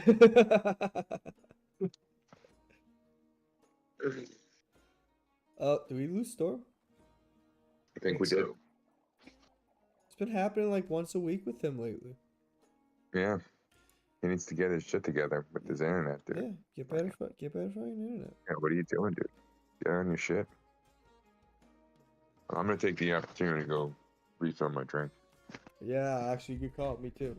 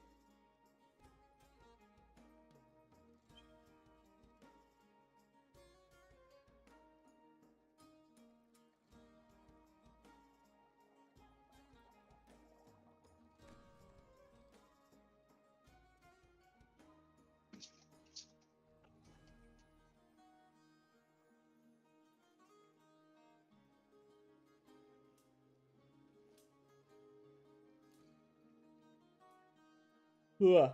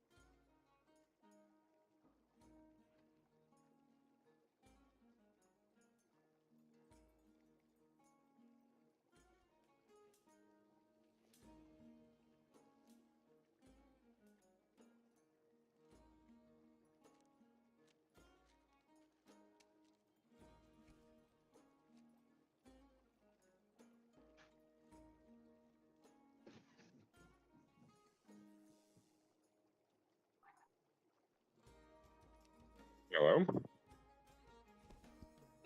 Shalom. Hello. Do you want to ever come back?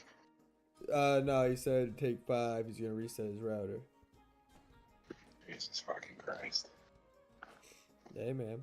You know, Maybe I'll let my popcorn cool down and I'll run outside for a quick schmoop. there you go.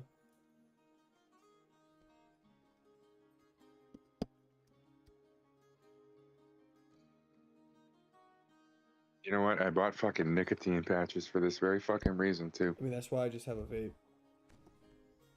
Yeah, I don't fucking like vapes, honestly, dude. You know? I don't know why. Never liked them. Yeah, see, Just me. that's the patches make no sense to me because my issue's not like it's not the It's nicotine. the oral fixation Yeah. that gets you. I'm trying to quit recently, dude. Oh, okay. And so I'm getting the patches to do a few things like that. Gotcha. Yeah. Yeah. See, like, I could go without the nicotine. It's fucking not. That's like every. So I'm doing a few things in conjunction. I'm planning on doing the David Sedaris method, which is just associate it with vomiting. So I'm gonna rail like a full pack of butts, put them all in an inch of water, and then carry that around and have it at like my desk at work, and roll up index cards and put them in my mouth and huff the bottle, open it up and huff it whenever I feel like wanting to smoke a cigarette. And then I'm gonna associate that with just gagging. The fuck? Worked for one of my favorite authors. Interesting. Weird. Yeah, it's a horrifying way to do it, but it was a hilarious book that he wrote. I mean, if you want to do that, you can go on that fucking pill that makes it taste like ass and also gives you night terrors. Oh, great! Yeah, sounds yeah, like a good time. it's a great side effect. Totally worth it. Oh, and can also cause like horrifying amounts of depression because of the constant night terrors. It's like but you'll quit smoking.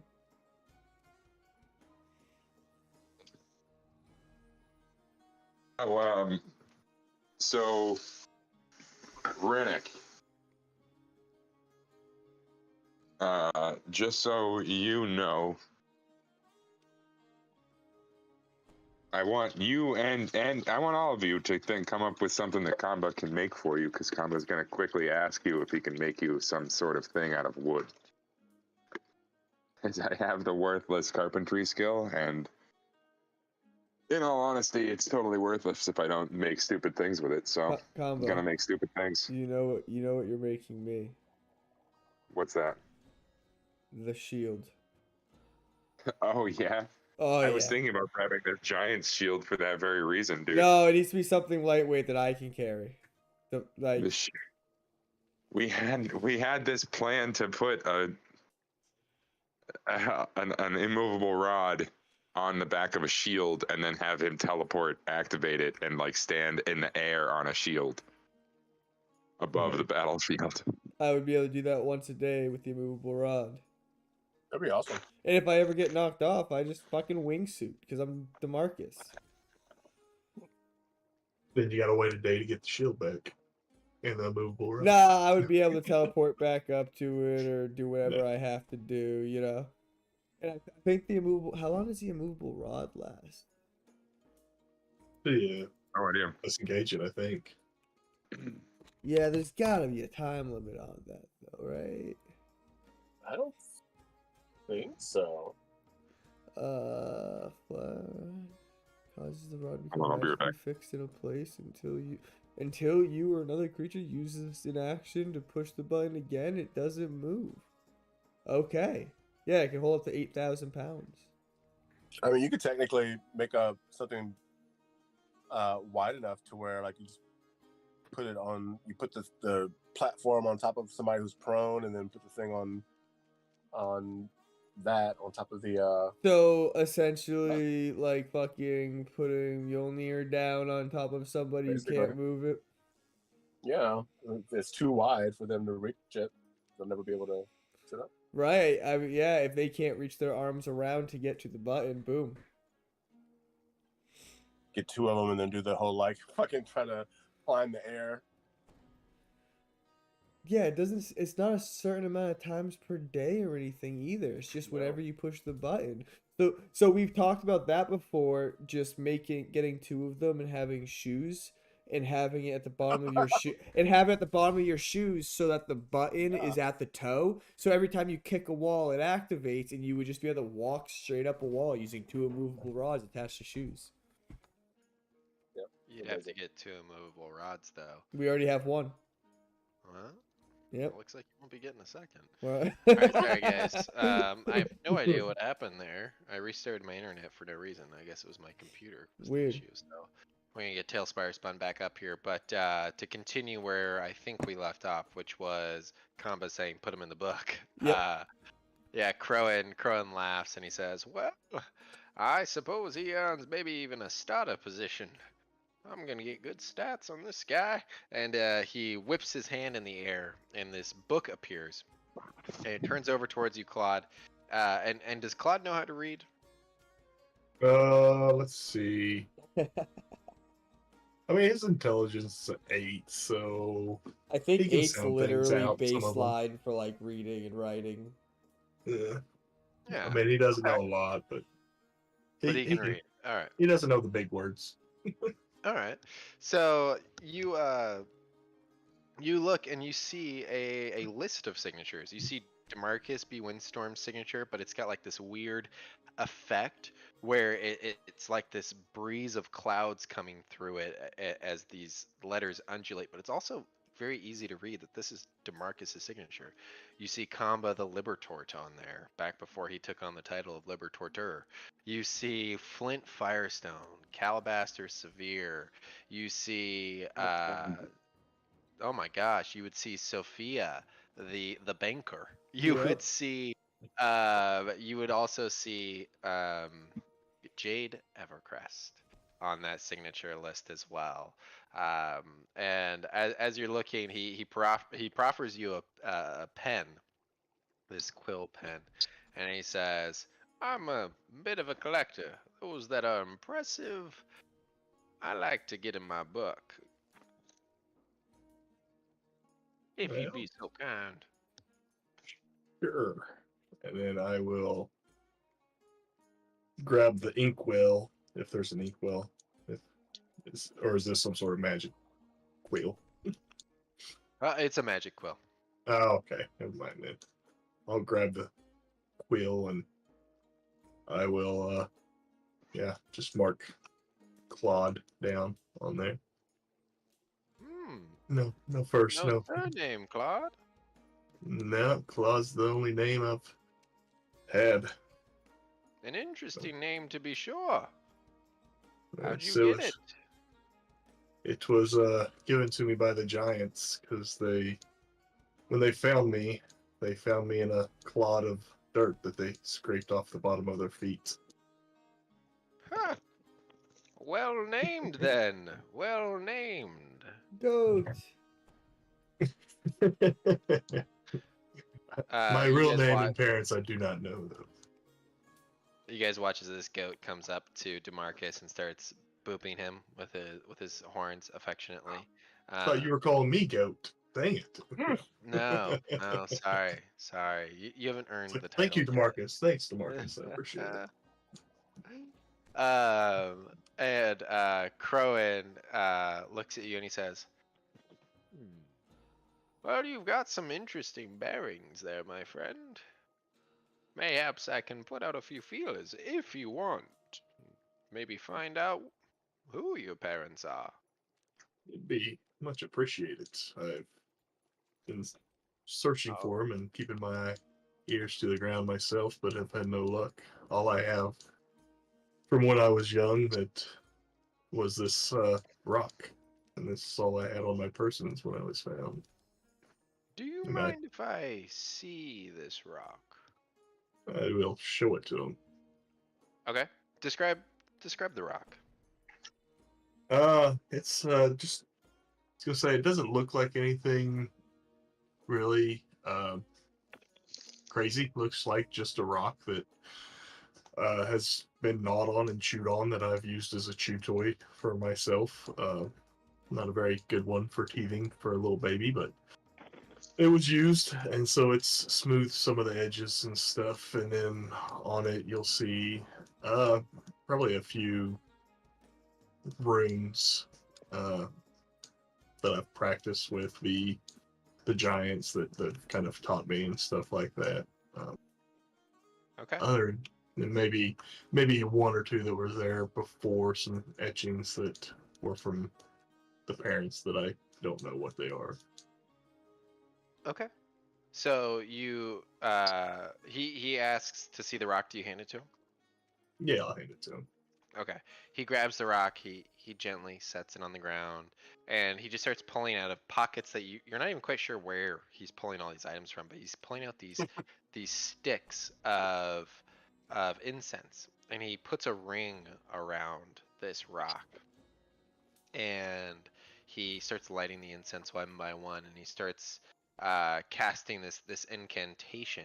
And over the next 10 minutes, you watch as these lines of arcane energy and divine energy start coalescing and forming this like lattice work of energy beams almost as they kind of focus in on the rock.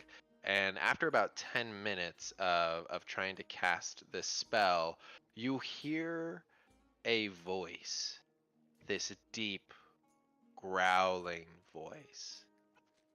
And it does anybody speak Draconic? Not me. No. I don't think so. Oh, you know So- what? Maybe. I took some I- stupid shit. I don't, but I mean, I have. Well, comprehend languages is just written languages, right? Oh no, spoken. No, it might be spoken as well. The literal meaning of any spoken language that you hear. Yeah, so if I hear any like strange language or whatever, I probably would have start casting comprehend languages. Okay, Action. is that an instantaneous cast? It's an action. Oh, it's an action. Okay, perfect. So as you're casting it, you miss the first portion, but then you hear, "Woe to those that would prey upon my greatest servants. Whoa. Whoa. You will not find an ally here if you harm this child. Bring him to the peaks. Bring him home, and you will be greatly rewarded. Fail in this, and my child and this child will cause great havoc." And the voice stops, and you can see Crowan, who very much speaks Draconic, kind of looking at this stone curiously. And Claude, you notice the stone has changed during this process. Something has awoken inside of it, as the runes each take on a different form of gemstone. One of the inlaid runes is ruby, one is diamond, one is sapphire, one is topaz, one is inlaid with silver, one with gold, one with this blood red paint almost. It is this amalgamation of all these different gemstones and metals and colors that are just filling the runes as you're looking at them. This small stone. And Crowan looks at it and he says, "Well, I'll be damned. Didn't think I'd hear that echo in some time. Here, Claude. I'd hold on to that." What did they say? What does it mean? That, my friend, is a very good question. It seems you, and more than likely your parents, were in service to a powerful being. Speaks Draconic, but that doesn't necessarily mean that it was a dragon. You can see him kind of pondering, and he kind of just out of nowhere apparates this smoking pipe and starts smoking it as this like fog cloud of this Combo waves. haze. Combo waves over at him to Like pass that shit, dude. What are you doing? Combo, did you run out of this good stuff? Oh, my man. Take a hit. And as he hands it over to you, the fog cloud then kind of forms around Comba's head. And he sits there and he starts pacing back and forth and he says, Yes, yes, it was extra plain. It was from somewhere far. The echo to it was familiar. Hmm. Claude, you, my friend, have a story worth reviewing. Let me think on this more. I'll find out what are the tidbits I can. Have some folks I can speak with. Maybe get a little better understanding of where this voice comes from. Might lead us to where you come from. And this mountain in question, I'm not quite sure what this means. I will search for you, my friend, as time allows. It's appreciated. You wouldn't happen to know anything about any peaks that they may have referenced? Oh, a hard question to answer. There are many peaks here in the Forgotten Realms. That's not even talking about the other worlds of the material plane, or the mountains in the other planes. There could be many options. It was vague, but it had the impression, the intent, that the recipient would know exactly what we're talking about here. Odd that it doesn't come to us right away. You mean like the temple of the Allfather up in the mountains there? That's certainly possible. But odd for it to be spoken in Draconic, in the house and temple of the giants, ancient enemies of the dragons. I don't know, my dear friend Comba. More is afoot here than I believe we had first realized. Yeah, you've given me more than I used to know, and perhaps if we find some of the friends of Harshnag and the court, I can perhaps ask them about it. Maybe they know more after having this revealed to me. I could ask more Yes, questions there. the more inquiring minds you can find for this, the closer we will be to our answers, my friend. Harshnag.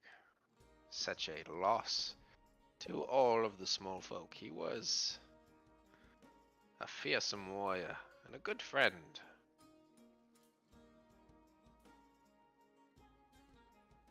A reminder that, irregardless of your power, one is always vulnerable without allies. Well, I don't know if that really applies that well to. I mean, we were all kind of. He had a lot of allies at the time that he died. We were all kind of his allies. Well, yes, I know. I was there, my friend. Yeah. So I mean, He was abandoned of his own mind. Something came between his control over his body and over his soul. Our friend was lost, and lost without ally. And what of you, you long-limbed boy? My mushroom guy. Huh? What? What's your story, young man? What brings you into this group? And do you belong in my book? I'm Well- kind of curious about that myself, now, honestly. hold on here before he goes signing any books or answering your questions. Rowan, I believe you're going to have to start paying us a finder fee for bringing you all these new adventurers. My boy, I already did. What? Boom pow, surprise. I look in my pocket. I have 2 million gold. You look in your pocket and it's empty, but you look at Goat and his horns are now like inlaid with these golden rings going down the back of his luscious mane. They're like woven into his fur. He's like decked out and blinged out, Ooh. and he smiles at you, and he's got like a diamond encrusted grill. Oh shit. And then he pees on your foot. That sounds about right. Looking at all the golden diamonds, I don't even mind the pee, and I begin collecting what I can of the jewelry and I wave to Crow and okay, continue with your questions. Goat starts biting your hand. It turns into a full-on rumble over here in the corner near this table. You guys start wrestling back and forth. We'll see how much of that you can get later. All right. So Crow turns his attention back to you and he says, "Sorry about our Demarcus friend here. He's as errant as the winds themselves. The winds coming out of a giant's backside, that is. Anyway, tell me a little bit more about you." Oh, nothing really to say. I was my father. One of the last of my fathers was killed, assassinated. I chased down the assassin through a portal, and then met these guys in the middle of a fight, and killed the assassin, and then helped them, do some things. And and so I'm just tagging along. I My don't boy. I don't have any reason to go back to the Underdark, so I might as well just stay here. My boy, that is tragic. To lose family and to be subjected to a life of killing at such a young age. It's disheartening. Well, it's just some things can't go unanswered, unresponded to, and yeah. So, Well, I admire your Chippo spirit. The Underdark, an interesting place for a young human boy. oh, well, yeah, I guess. Oh, I guess that's the word for it. Yeah, one of my fathers would often call me that. I just thought it was just a nickname, but human. Wow. And I Yes. take off. I take off like the little not fake, the helmet made of the other father's skulls, and it's just to remind everyone that I am literally just a 16-year-old white boy with that sloppy lip sometimes that teenagers get. Perhaps. Human.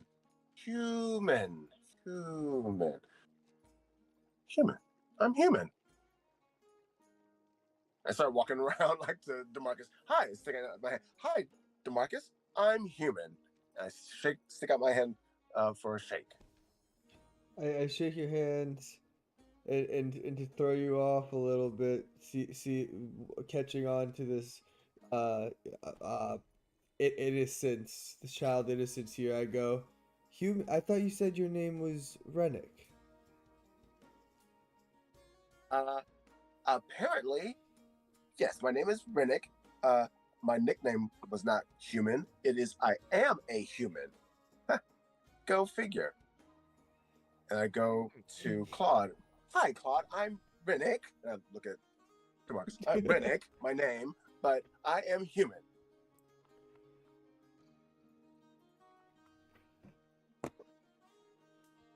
Crowan leans on his staff, looking you over, kind of having this weird epiphany that you had no idea being raised what exactly you were.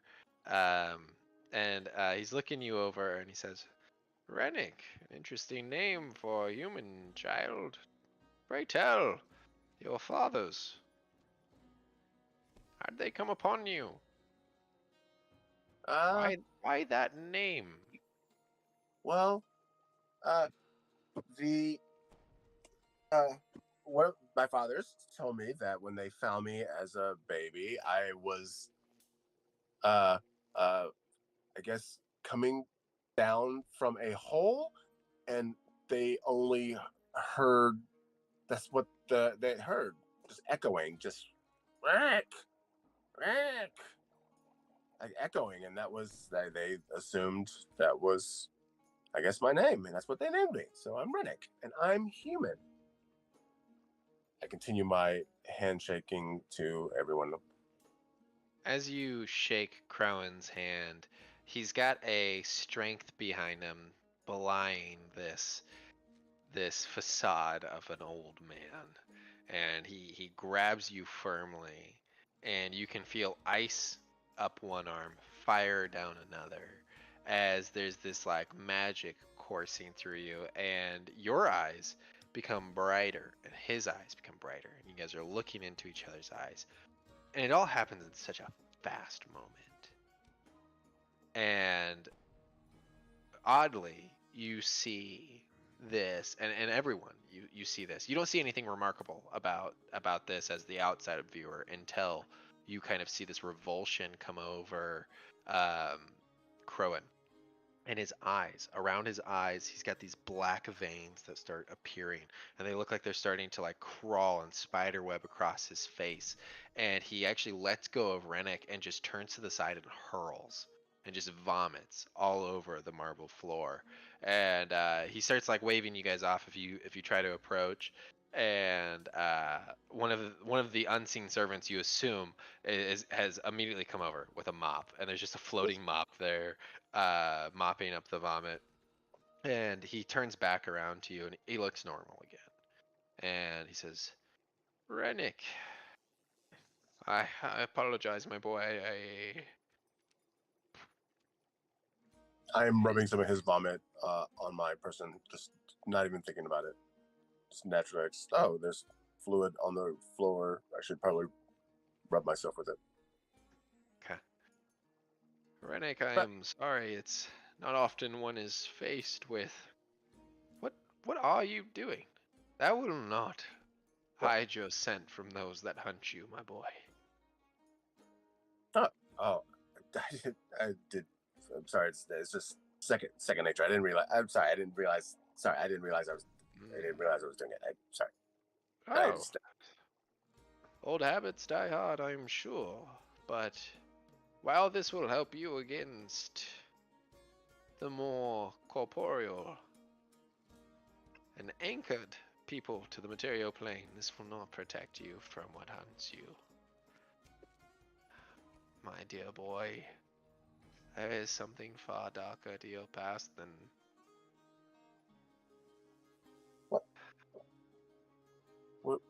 what do you? What's hunting? What's hunting me?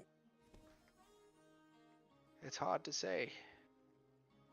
I have not often met my match in arcane capabilities, but this is something dark. This is something aggressive and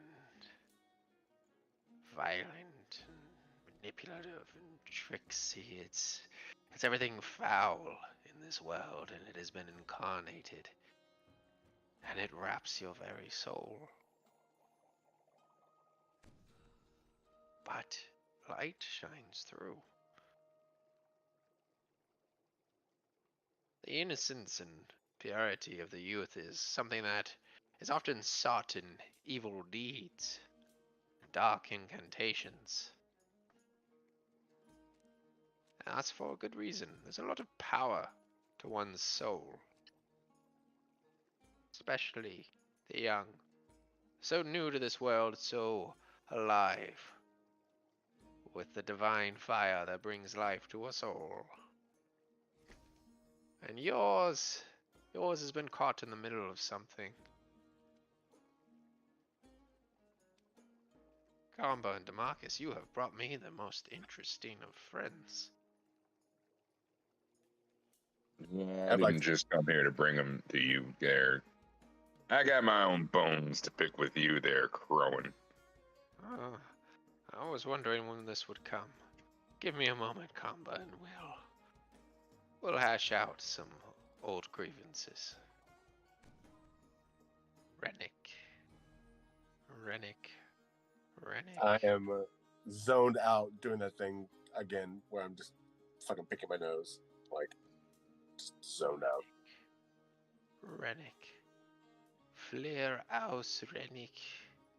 Flair aus Rennick. Flair aus Rennick.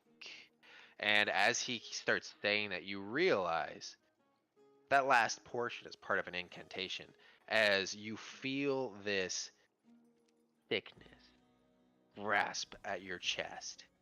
But you look down at your hands, and in it is the skull of one of your fathers. And it's got a grin on its face.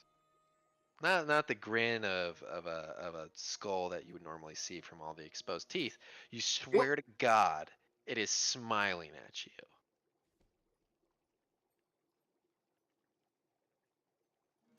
And I look at it, and I mean, is it like the one that I normally carry, but now it's Yeah. grinning? Okay, Yeah. okay. And Yeah, okay. and then after a moment, that all kind of fades. Yes, it is as I feared. Some very dark magic here. Something more primal, but corrupted. Tread carefully, my friend. The swamps are not your allies. And laughter can be a falsehood.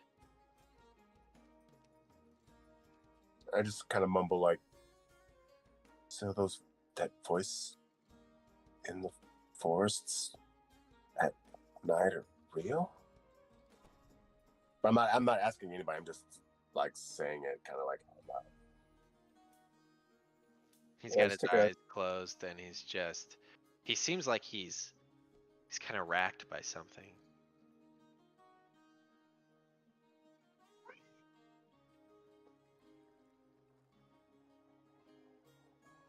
Holding the skull or whatever, I would probably sort of like reach out to get his attention and like touch his hand. He opens his eyes and he looks down at you. That revulsion that he felt when he first kind of grasped you, it's not the same effect. It seems like he had encountered some form of magic, and you could kind of feel this battle, but in your very being. But at the touch, he smiles down upon you, and he says, "Rennick, you are not without hope. I'm sorry I may have sounded quite dire there, but being tied up in powerful magics is, well, it seems awful in the moment. It creates great opportunity, great knowledge, sometimes even power. Keep your head held high, but on a swivel." I will. Thank you. And I look at Claude and I say, I know more now than I did before. So I'm Rennick and I'm human. And I just kind of take a step back. Try and converse with him. Is he seriously fighting that goat? Yeah, and he's losing, guys. He is losing. And then just go back, making a point not to sign any book, by the way, and then just stare into the eyes of the father's skull that I have. Okay. Thomas moved Correct. over to this table over here. All right. Crowin slowly plods his way over there. Kama glances over his shoulder. Crowan, it's not that I'm angry at you, Crowan. Just disappointed. You know? It's sad to hear someone that I admire so much is responsible for so much terrible, terrible things. And I mean, it's indicative of kind of this problem going on right now. You know, this whole disconnect in the celestial plane and people having trouble with their magics and whatnot. You know, same thing as what's happening back in the time of troubles. What happened with them? What was the bad things that caused it? Human intervention. People coming in here doing different things, trying to take power for themselves, and gods meddling in the affairs of your common average people. So, by my count, way everything shook down, you aren't directly responsible, but bear some responsibility for the downfall of the Libertord clan. Would you agree? Yes. Well, then it seems like the least you could do. Kamba pulls out the Libertorder, the steel Libertorder, which I don't think anybody here has like seen pulled out or anything like that. It gleams with a shimmering blue sort of, but not like almost not like Sting in that it's shining with a blue light. It's that the steel is almost a strange blue with a really just wacky kaleidoscopic color scheme on it. It's the one that he's holding in his hand in this. And he says, well, this needs an upgrade. We need something that's gonna help us take back the Libertor clan. What you say? And Kava pulls out the battle axe and the opal of the Ild rune. This is what I'm asking of you, Crowan. Gotta make up for the things you did once. Seems like I got the shit end of the stick on that deal.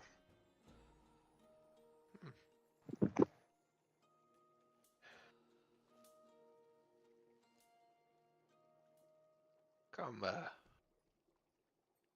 you lived through the troubles, you know how dark things became, how dire.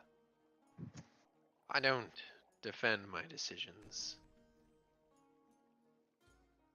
In many ways they were right, in even more ways they were wrong.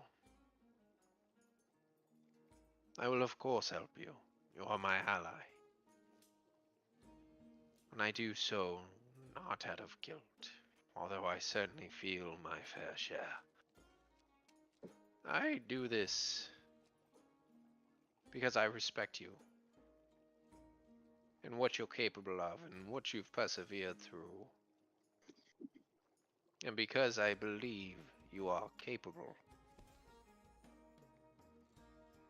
And do not lose hope, my friend. Find a way to your home and you will find answers. And those may surprise you. This will take time, my friend. And time is never our ally. And he takes all three and he plane shifts away. I knew he couldn't be trusted.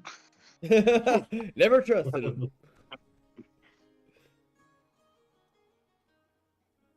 And you guys find yourself in this hall. Kamba looks over at everybody and kind of just like shrugs. And he inspects the weapons behind him or in front of him on the table. Okay. Yeah, a lot of them look primed for some incantations and such. This is definitely like a heap of tools that he's been like experimenting on, or his underlings have been experimenting on. But none of them have any, supreme capabilities or value to them.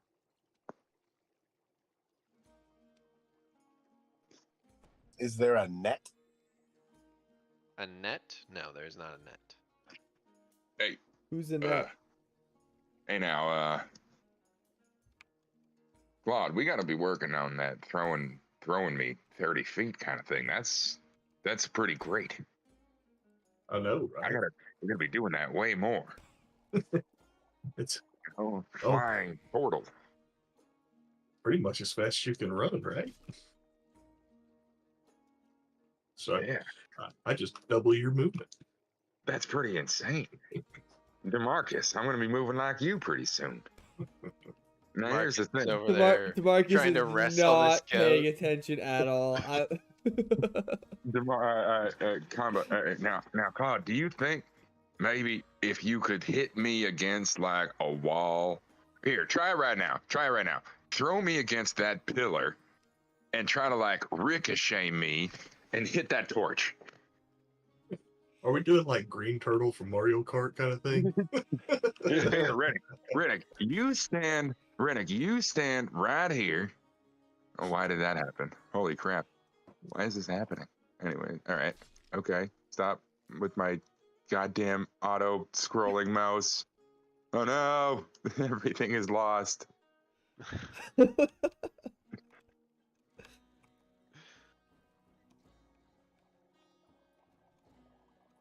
Anyways. Where do you want me to stand? Oh, we're really doing this? All right, here we go. Oh. Do you think it would be possible if you stood here, Rennick, or like stand where you are right now, All right. and then, then like we just hit with like some billiards, you know what I mean? Throw me at this pillar, right? And then, and then try to hit this dude with it like Captain America style, dude. You know what I'm saying? Oh, I don't hesitate. I rage and throw them. Do you withdraw into your shell? Like, Yeah, I withdraw into my shell as a bonus Wow. action. Oh my gosh. It makes my AC 23. I'm sorry, Riddick. You're going to take some damage, maybe. I'd say you I'm could all try. I'm all for embracing this, but I'm still gonna put the 30-foot cap on it. Move a little closer, Rennick. Yeah, just like I'm down with ricocheting Kamba in his full turtle form because he is a hard-shelled creature that might bounce. Sure, that's fun. But I'm gonna put some limits on it just because I know this is gonna bite me in the ass. yeah, So for no, 30 100% it is. feet. That's so funny, dude. That makes me laugh. So Claude, you rage, you yeet this condensed down turtle against the pillar, and he splats into turtle soup.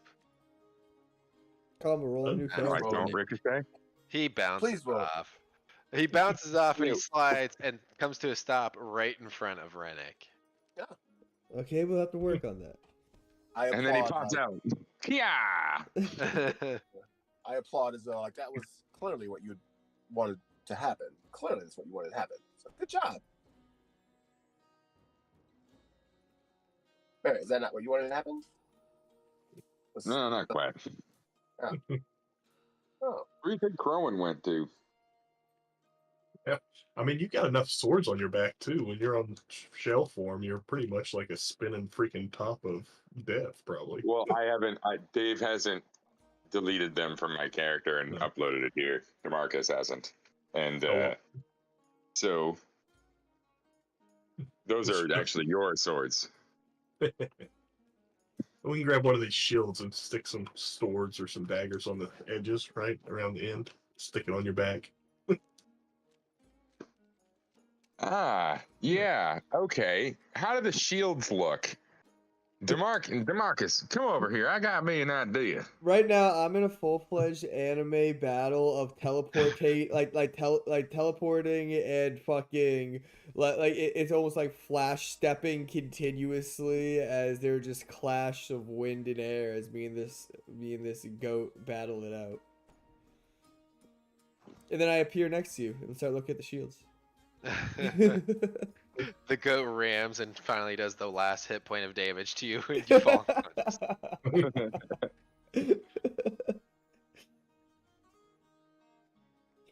DeMarcus, pick one of these up. Which one of these you lack? Is there any shields that's like a smaller squared shield or kite shaped shield that's kind of like really lightweight? Talking Nah, about these like are a basic buckler? shields. Huh? Like These a are pretty buckler? basic shields Oh. here. Yeah, Like that's about strike block. all right. Well, pretty much anything that's like pretty but much why? at least like 2-foot radius or like, you know, something like that. Yeah, I mean, there's like a smaller round shield. Kama takes it off the wall. and he takes out. So like, what is it like? Is it like round and it's got 2 straps on the inside or something for your arm to go through? Yeah. I feel like Storm is so hesitant to answer I know, any it's question right fucking now. great. I can physically from here hear the wheels turning as he tries to figure out what the fuck we're doing. Nope. I'm trying to remember the incantation that I said about Rennick so that I can type it down in my Oh. notes because I'm 100% gonna forget all of this. All right, so you've got this round shield combo. What do you want to do with it? Kamba takes out his immovable rod, and he puts it in the leather straps, and he tightens them around him so it like winches against the shield itself. Mm-hmm. And he hands it to DeMarcus. To test it out, DeMarcus grabs it, kind of plays with the weight of it, and then Misty steps 20 feet into the air before putting the shield beneath his feet like a skateboard and activating the immovable rod to now have a platform to stand on 20 feet up or 30 feet up in the air in this room. Yes, this will do nicely. Make me look at a fucking spell right now. At a what? Are you gonna make me read rules? The I immovable thought I heard rod. you guys talking about this when I the came back. immovable rod, as an action, you press the button and it just stays stationary, defying all laws of physics until somebody presses the button again. There's no timer on it, and it can hold 8,000 pounds. And it can be used at as many times as you want a day. It's not like once per day. It's if you click the button, it stops. If you click the button again, it goes back to just being a rod. And then if you click and it's an action to click the button each time, but that's it. It's as simple as that, and it makes no sense, but that's what it is. And now it's attached to a shield, and it's on my back.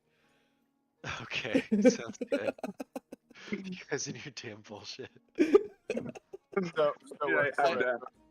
I relish the moments that you can turn like a totally useless magical item into something like whoa, wait a minute. You know what I mean? Like, wait, you mean you could get like 4 of them and have some gnome like interconnect the fucking buttons and like make like a square that we could put like a platform on? Holy shit. Right. Like, Claude, carry around this big box that we're gonna throw in the fucking air and have throw this platform slits. 30 feet. Right. We're gonna put arrow slits, and he's gonna get half cover from fucking 60 feet in the air. You know what I mean? It's gonna be ridiculous. Is it you on top of the shield, and then the rod holding up the shield so on the bottom? So basically, yeah, I mean, Yes. like however you would need to do it, but essentially the rod is attached to the shield, and yeah, I activate it so the rod. So the rod is, if you want to think of it like this, the rod is in the air, and the shield is dangling from the rod.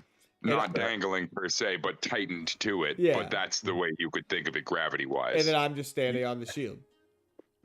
Yeah. Okay. I think the order of this operation is very important. What I think the order would be you would stand on the shield first, crouch down, hold on to it, then Misty step. Right. Well, I mean, it would mean be, is yeah. like if the rod is exposed at the bottom, then like someone would be like, "Fuck that dude," and then like try and like click the button. I mean, that's fine. Oh sure. I mean, yeah. Of course. This is literally painting a bullseye on his ass. Right. Well, like no one's gonna let us get away with this. Sure. Well, you could do like if it has straps, as the 2 straps for the arm, you could glue it or whatever to the straps. Well, I guess then you have to worry about the straps breaking. Never mind.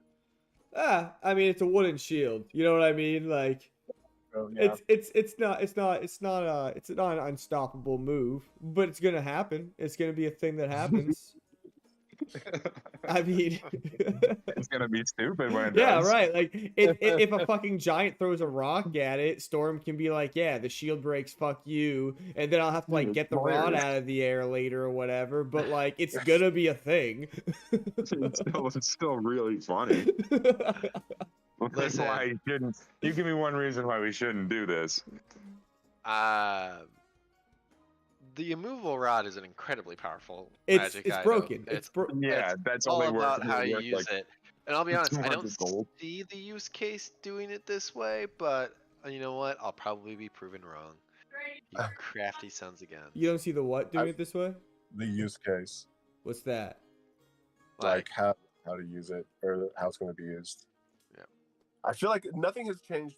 I think the wording of the immovable ride has remained the same for since it's been introduced because they know it's game breaking and they look forward to how we fuck with it.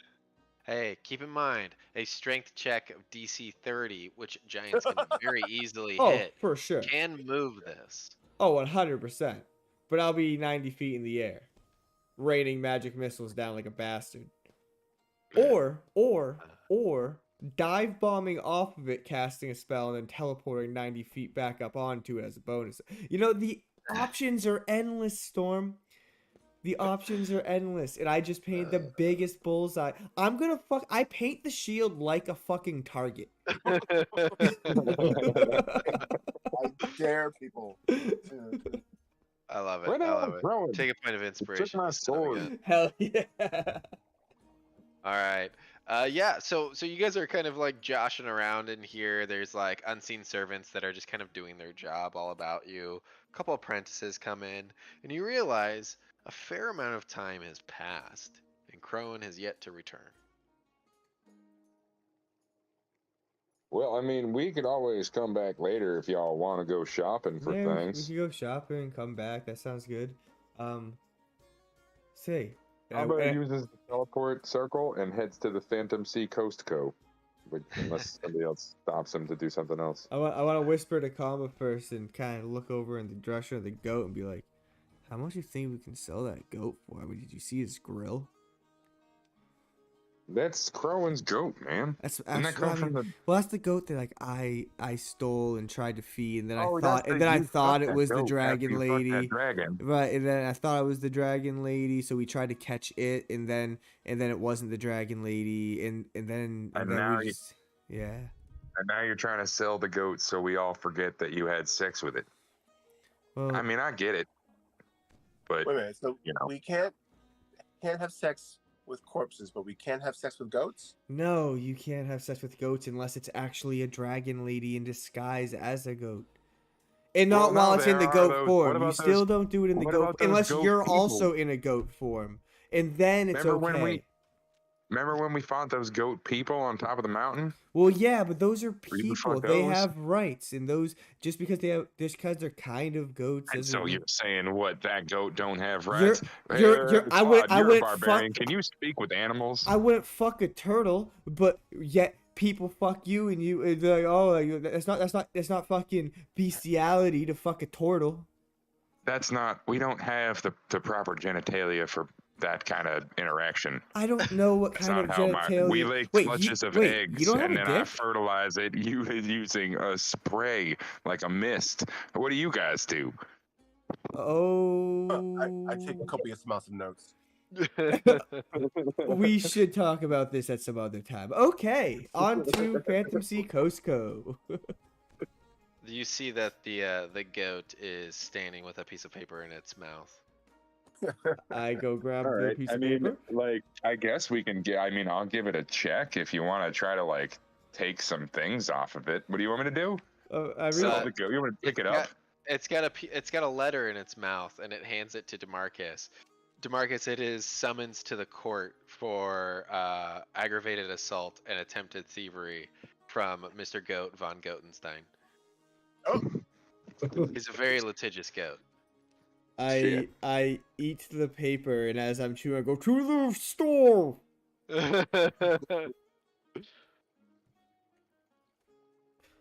Yeah. All right. So, yeah, if you guys are teleporting away to the Phantom Sea Coast Co., you arrive.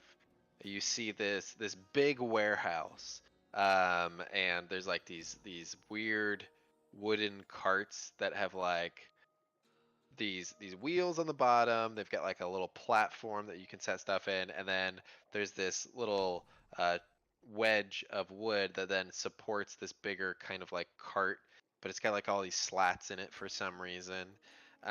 This really interesting cart. It looks like it's got little leg holes to put a little person in, to sit in the front. And when you arrive, you look in, and the warehouse is empty.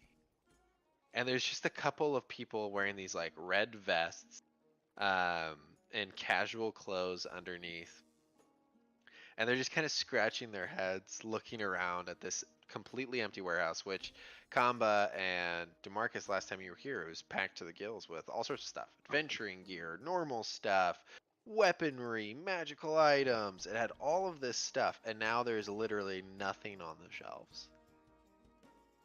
This is it?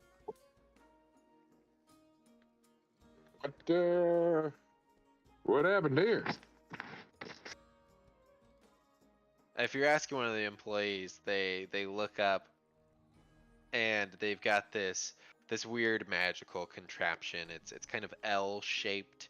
It's got all of these different runes on one end, and then it's got this sort of weird holographic image, this like magical representation on the front.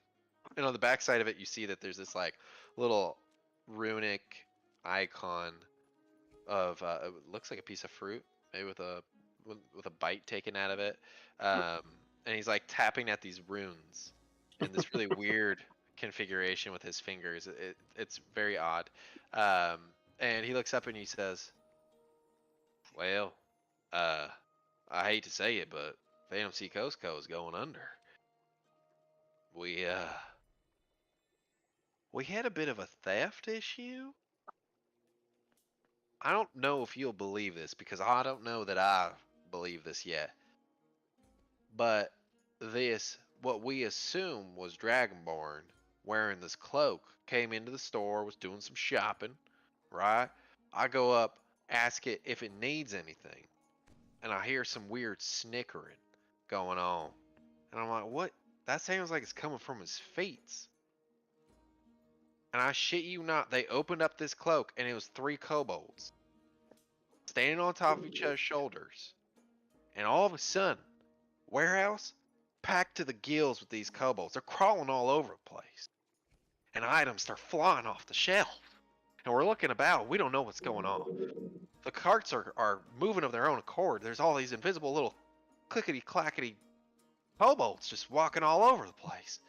And the shelves are being emptied, and these weird boxes with wheels on the bottom of them, these massive boxes, they start getting filled up with all our stuff. We don't know what to do. Guards, they're asleep. I can't slap those boys awake. Well, the next thing we know, Fantasy Costco, we're getting these little messages through the here Appler device that our master gives us. All of the locations across all of Forgotten Realms got hit by these little kobolds all at once. Were any of them And gambling? they even took our hot dogs.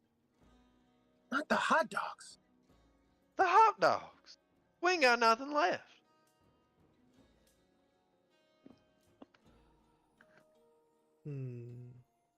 Well, I message Kamba.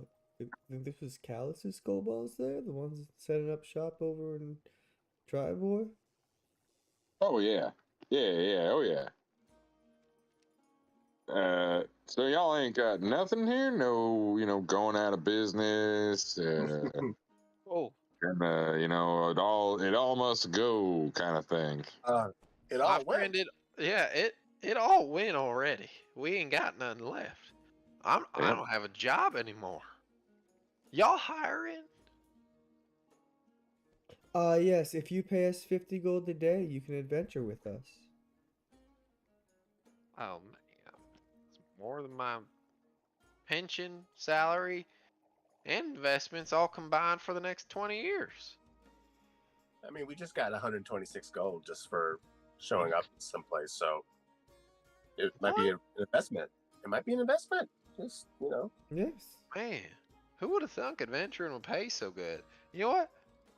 Y'all, maybe we should become adventurers. Do as they Well- do. You can just get 126 gold No, walking in. wait, no, we don't need the competition. No, you know what? Actually, yes. You know what? Great idea, blue feller there. I appreciate it. I'm Well, it's no DeMarcus longer B. Windstorm unemployed. I can III. be a contributing Okay. member of this society, and Oh. I will do my part. Now, You be- should. You Don't should. forewarned. suppose- I count and I pull out my parchment. 1, 2, 3, 7 deaths from friends of theirs. So I mean, Well, I never said you might deaths. I make just said they're not with us anymore. I oh well, I mean, I assume they're dead. Well, listen. I ain't got the upfront capital to join some experienced adventurers. I think we'll just start our own band. We'll try our hand at it. See if we can't save some lives and get paid for it. Well, remember, DeMarcus B. Windstorm III set you on this path. So if you do make it, just remember who gave you Under- this golden idea. Finder's fee, like an agent. I don't much see the point in that, but I guess we'll see how the cookie crumbles. Well, if we're not He friends, finger we're guns enemies. and he starts walking No, away. I teleport in front of him and finger gun him, and then teleport behind him and look away. He looks back and he's like, "Teach me how to do that." I fucking leave. I leave. Fuck this guy. He starts following you. He's got his little hands in front of him, like flicking his fingers back and forth with excitement. He's like, "I want to learn how to do that. How'd you do that? You were there, and then you were there." And I'm following him. So you don't have you don't have hot dogs, but you have cookies? Do you have cookies? Where are the cookies? I wouldn't mind cookies. He pulls out a single cookie. I teleport He and grab it. he covers it up real quick. He's like, "No, Ah. I've seen you now, boy. You teach me how to do that teleporting business, and I'll think about parting with this here cookie." All you have to do is become a level 9 sorcerer. A level 9 sorcerer. Well, now, Marcus, I'd say that's the most silly little thing that you ever did say. Combo, you son of a bitch, did I get you? And you see Crowan kind of apparate out of this Phantom Sea Costco employee, and he is wielding this long sword that he places in the ground. Kamba, does the look change at all to the Steel Liberator? Yeah, it does. It doesn't change much, but it does gleam with this internal blue heat. Not like heat like flaming off the sword or anything like the flaming greatsword that Claude has, but more akin to like the heat of the anger of the revenge of the Libertord clan is more of what this thing now radiates with. Like in A Link to the Past, when you upgrade your sword to the end one, where now it doesn't like make the sound anymore, it makes the like, you know what I'm talking about? Anybody Not ever, at all. nobody ever played Legend of Zelda: Link to the Past? I did. I played all of it. I still don't know what you're talking. In fact, I just played every. I At just the I end, just played when you all can- of it so- like so- fucking 3 months ago, and I still have no idea what you're So talking maybe you about. didn't. So maybe you didn't upgrade your sword all the way, but because you don't have to. But you can. Anyways, doesn't matter. Now shines with an internal heat. I'll make something, DeMarcus, and send it to you. I was on, gonna say you just got Hero so you're making get rid of the swords on your back, change the sword, send it on over. Sure. All right. And Crowan hands it over to you. Total like Elrond style from the extended edition of Return of the King. Hands it over to you. Holy And fuck he with the says- references this session. I know, Or like L. Ron Hubbard. right? Ooh. He hands it to you and he says, "A road to forgiveness, I hope, my friend. But on a real note, Phantom Sea Costco did get hit by a bunch of kobolds. It was the most strange thing to watch out of my tower. Hilarious, you should have seen it. They were losing their minds. Memberships? Cancelled. left and right. Ruined. In a single fell swoop. Pretty impressive. Now, that kind of sucks because I was trying to buy some things. And I mean, I could have bought them off the kobolds and I didn't. So, I mean, we either need to get back to Tribor Well, or. the thing is, the Y'all know where I can get some cannibal- boots of speed, Crowin? Ah, my Boots- cat is very angry. Boots of speed. Ah, I mean, they come and go. Adventurers are always picking those up. Afraid I don't know of any place with them right now. What about arrows of wallop? What about what of what? The walloping arrows. Oh, walloping arrows? Yeah. Ah, well, I don't What is know. that? You'll have to check with the local vendors. I don't keep track of where all the magical items are. Fate needs to be your ally to find what you're looking for.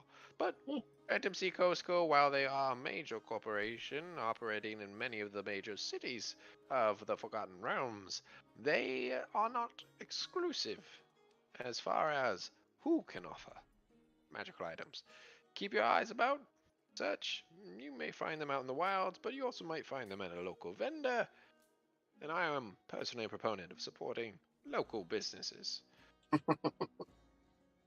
Anyway, my friends, I must go. I just wasted 2 weeks in the outer plains, crafting this fine weapon for Comba here.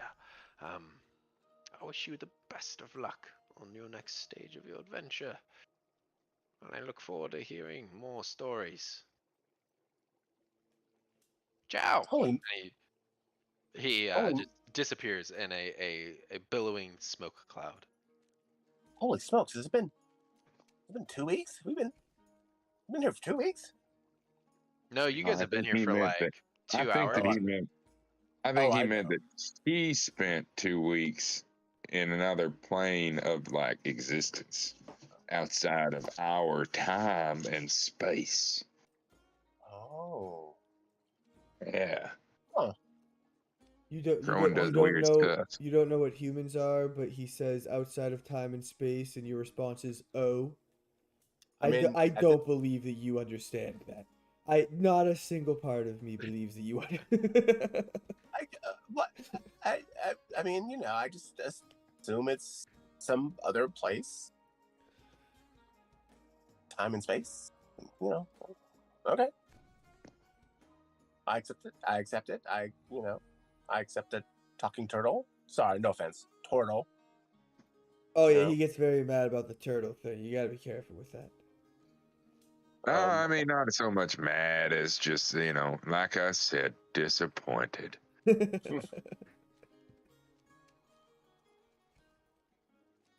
But no, I absolutely do not know what outer space and time is.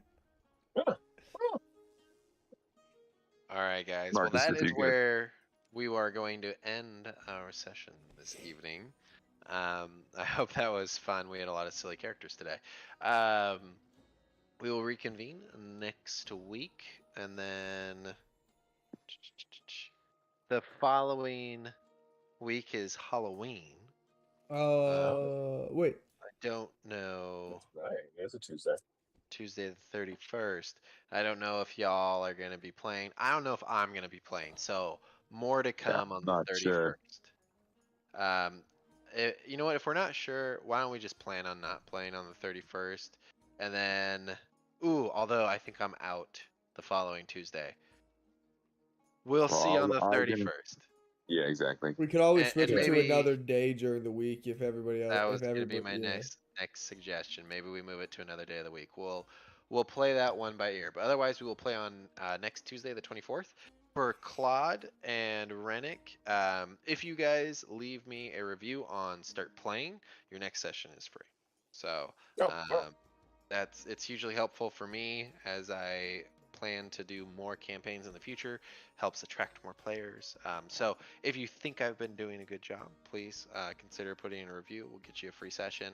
And then I'll just remind everybody here about my open door policy. So if you guys are seeing things that you don't like, or not having fun with any particular parameter of the game, please let me know, so we can make sure that we're all having fun at the table. I want Cool. a Alright. +5 weapon, or I quit. All right, goodbye, Marcus. Okay. I won't compromise my values. Yeah. I already let you do enough BS. Yeah, no shit. All right, guys. Well, have a great rest of your night. I will chat with you all next week. See you next week. See you Hey, soon. Marcus, can you do me a favor and send me Comba as is. Which Comba. one? I can't spend a fuck ton of tokens because I'm running out until my subscription renews this year. No, But just which one? the regular Comba holding the sword. I'm not on Hero Forge anymore, or Not on the steel one. Tales Fire. Not the steel one. No, we can keep the steel one as is, just because that one doesn't have the swords on it, anyways. That's yeah, it does. That's what you are right now. Oh yeah, it does. You're right. I'm sorry. I can't. I can just. The angle is really weird on this.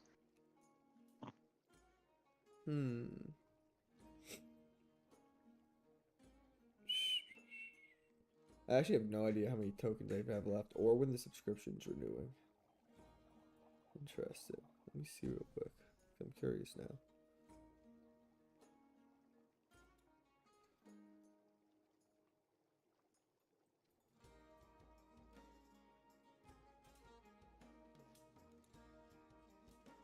I have 9 credits available still. Claude, what were you trying to buy, by the way? I'm sorry for stopping you. No. Y'all don't get a no. Not until you see it. We don't get to know until we see it. All right. Fair? Yep. Fair enough. Fair enough. Nothing crazy. No, that's fine. The comp is gonna have to do some stuff here. Glad that I got my sword upgraded. And this leaves me with a free attunement slot. Nice.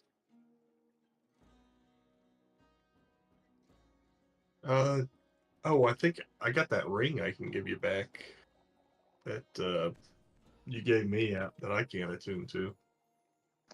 Whoa, you can't attune to it? Why? I've already got 3 attunements now. Because with that sword that you gave me, the bracers of defense, and then the ingot. Oh, right. Okay. I forgot that sword requires attunement. I don't think I ever was attuned to it and was like stormed to use it. Flame Tongue requires attunement, but the Giant Slayer Greatsword doesn't. Oh yeah, the Flame Tongue is dope though. Like an extra 2d6 damage is insane. But I can give you this Ring of Protection. Yeah, fuck it. I mean, at this point, right? All right. I was just thinking, do we want to give one of those lions to fucking either Rennick or actually no, fucking what's his fuck? Jesus Christ. Claude wouldn't be able to ride one anyway because when he went giant, that would be useless. I am going to hold on to both of them because they were given to me, and Kamba is a hoarder of magical things. You should never have given him a magical item; he'll never give it back. And plus, no, I'm glad. No, I needed to give you those swords because it was just like a total waste. But in game, Kamba would have never given you that shit. Just so you know. But it's like I see it like myself as a total fucking waste of like me just wandering around with these like awesome magic items that like the guy next to me would be great using. You know what I mean? Yeah. Yeah, right. No, yeah, with the swords very specifically, it just made no sense for you to be hoarding them on, especially now that you were able to combine the ill root and the fucking +2 or whatever. Right. So. Yeah. Yeah, I mean that puts my armor class at 21. Nice. Which isn't bad. Perhaps if we can find another ring of protection, we can combine them into a ring of protection +2. Which would be insane. Because I've got my belt of hill giant strength, my bloodmaker bracers.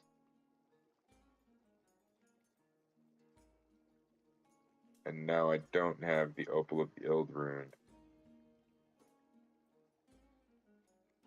Yep. Here you go. I just sent you the link for your hero forge there for Combat the Liberator. Well, is this the steel one? Oh yeah. Do you want the steel one or do you want? Because which one are you in normally when you're fighting when you have the sword out? When I have, well, I have the sword out in my normal model too. Oh, that's right. Ah, fuck it. I have 9 tokens left. Do both of them. No. I mean, honestly, I can buy it myself if I want to, but I would prefer the regular one.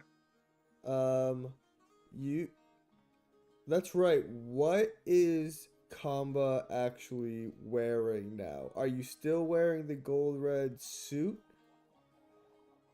Yeah, I don't know. Good question. And Kamba's a tailor, so that's the other thing. I wish Rennick didn't always constantly leave. Are we coming up with a new color scheme for our party? Oh, I'm sticking with the red, gold, black to honor Callus and fucking goddamn, what's the All god? right, What's the then goddess's name? red gold. Then red gold black is our regular color, but I would say So here, not the I'm gonna suit. send you the suit one, so it has All the right, no, color I was scheme, saying, and you can change the outfit or whatever. So send me back 2 models. Send me back the silver one with your new sword. oh sure, yeah, no, I don't need both of them. I Oh, just need that's the right. one. Yeah, just work off that one. Yeah, so send me back both models. Send me your silver version, and then give yourself a new outfit and fucking everything like that. Oh. Oh. Whatever the hell it is that you were wearing now. Yeah, and then at some point we're gonna have to get fucking the fucking Claude and Rennick here. We're gonna have to get them on board with some matching outfits. You know, they're officially part of the parties. They've signed their autographs into the book. And what was that book I signed? Oh, don't worry about it. No, I originally went around like collecting uh like signatures of like heroic people that we came across. And it originally started, I think, because I knew that DeMarcus has some skill in like forgery, but it ended up being like, no, like I just am a fan and like collect like trading cards. And then Crowan, it came out, did it too when we first met him, and he wanted me to sign it, and it was like this whole thing. So he collects like heroes that he and thinks have potential to like. also big sports ball players as well. Right. So that way it would be like if we, save the world, he essentially has our rookie cards. You know what I mean? Like he has Yeah. our yeah. I got you. Yep. Claude just knows he signed some stuff and got some information. Yeah, you sold your soul to the devil and you actually take a level in Warlock now. Welcome to the club. Nice. Yeah. Claude can Eldritch Blast from ways away. Wait till they get up to me. Oh my god, rage. could you fucking imagine if my next level 4 I took the Warlock fucking like Warlock Initiate and took fucking Eldritch Blast? Dude. It would be stupid. So everyone takes Eldritch Blast with the that pushing thing where they can push back with their Eldritch Blast. We all take Eldritch Blast, and DeMarcus is just constantly, anytime if they start to get within range of us, I teleport you fucking like 120 feet away so that we just fucking clear a whole battlefield without any of us ever getting into combat, like physical combat. God, an all Warlock fucking campaign. That would be... No, dude, all Bard is the best. All Bard is I by really far want to do it. Yeah, no, so that would bad. be phenomenal. It would just be so funny. I can't decide how I want the Liberator to look. Yeah, man. Ugh. Can't decide. What is it gonna look like? Sword, some kind of sword, I'd say, right? I can't wait to use this new shield now too. It's gonna be so stupid. It's so It's like fucking dumb. it's such a dumb idea that it's gonna be hilarious no matter Like what we do. the first time I go to do it, he's immediately gonna have like 3 giants throw rocks at me and only me, and he's gonna fucking like down me immediately. And be like, and now you're Right. 90 feet up in the air and you stay on your shield and you're down and nobody can get you. Haha, fuck you, DeMarcus. And I'm gonna be so okay with that. Yeah, I mean, we DeMarcus is deserve gonna it die at that 90 point. feet in the air on a shield. And that's where he's gonna die. Like he's gonna fucking fail 3 death saves and die, and none of you are gonna be able to get 90 feet up in the air, and it's gonna be great. And the Stuck immovable there and the for eternity. immovable I would say the immovable rod never goes away either. So that will be my grave in the sky on a fucking floating shield that will slowly deteriorate until my skeleton falls to the ground below it. That's how DeMarcus goes. As it should be, as it was always meant to be. So it is written, so let it be done. Yeah, I don't know what subclass I should take for Barbarian too, next level. I was thinking about that. Because I was like, the path of the giant is actually pretty fucking sweet, dude. And if both Oh, of it is. you, if both of you are just raging out and fucking going giant, It'd be insane, right? remember though, when you enlarge, I cannot teleport you. I mean, not a huge deal, except for in the cases where it is. You know what I mean? Sure. But besides that, everything about it's great. Like, that's the only note. That's it. Besides that, phenomenal. And your reach becomes 10 feet and shit. Like, holy shit. Oh, Yeah. What are the other paths that I could take that would make combo pretty ridiculous? Is there one of like, I thought there was one that increases like your AC if you're not wearing armor, and combo doesn't wear armor.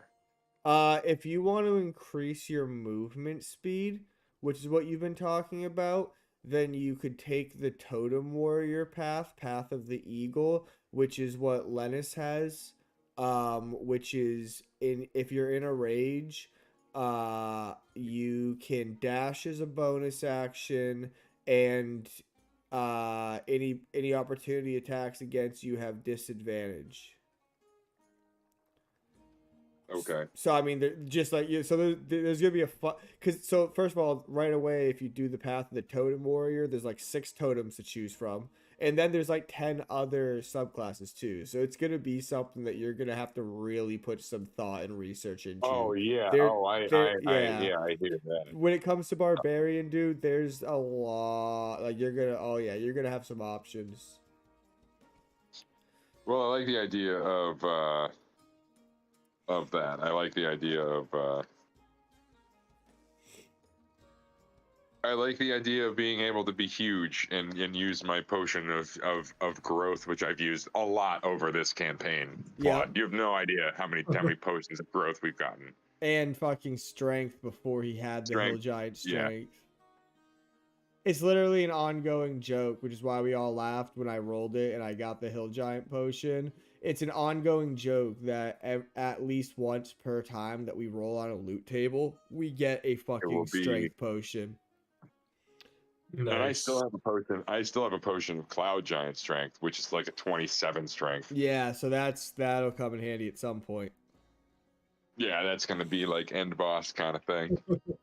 That's when you're gonna have the Path of the Giant. You're gonna go huge, and you're gonna drink a fucking growth potion, and then you're gonna fucking drink that potion on the next turn, and you're gonna be fucking What is it? Yeah, so large. So you'll be huge, and you'll be fucking 26, 27 strength, whatever the fuck it is. Yeah. Yeah. So we need to buy another movable rod and some growth potions, right? I'll be right back. I gotta run outside real quick. No, sure. Oh man. Yeah.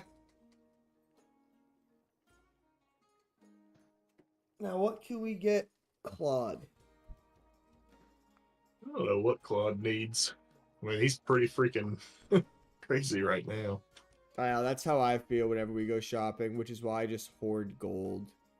Because Yeah. like at a certain point, it's like, what else do I need? Yeah. Like I could get, like I could switch my bracers of defense for like an animated shield, but that'd be expensive. What's the so there's a shield. I can't remember what it's called. Is the animated shield the one that hovers? Yeah. Yeah, okay, yeah, that one.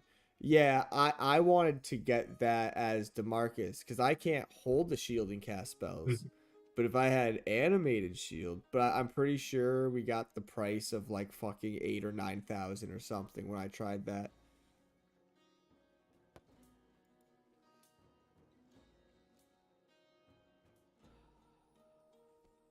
God, if you and Combo both had that and then we're using great weapons, holy shit. What if you Well, have that's kind of wondered. what if you have an It was. animated shield and also in your other hand hold a shield? Yeah, I'd say that's +4. I would say that's +4, right? Like if I was the DM, I'd be like, I mean, fuck yeah, I guess. Like, oh well, I can't hit you anyways now. Paladin with animated shield, heavy armor, and Well, the regular shield. can you wear armor with your subclass or whatever you've taken? There's certain things that I won't be able to get with armor. Hmm. Mm-mm-mm. Yeah, I mean, like, the only magical item that I really have that I use often is my staff, which lets me cast shield like fucking 5 times a day.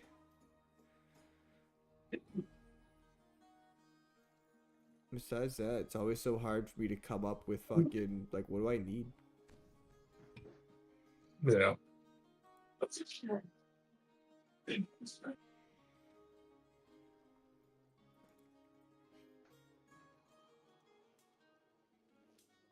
Hmm.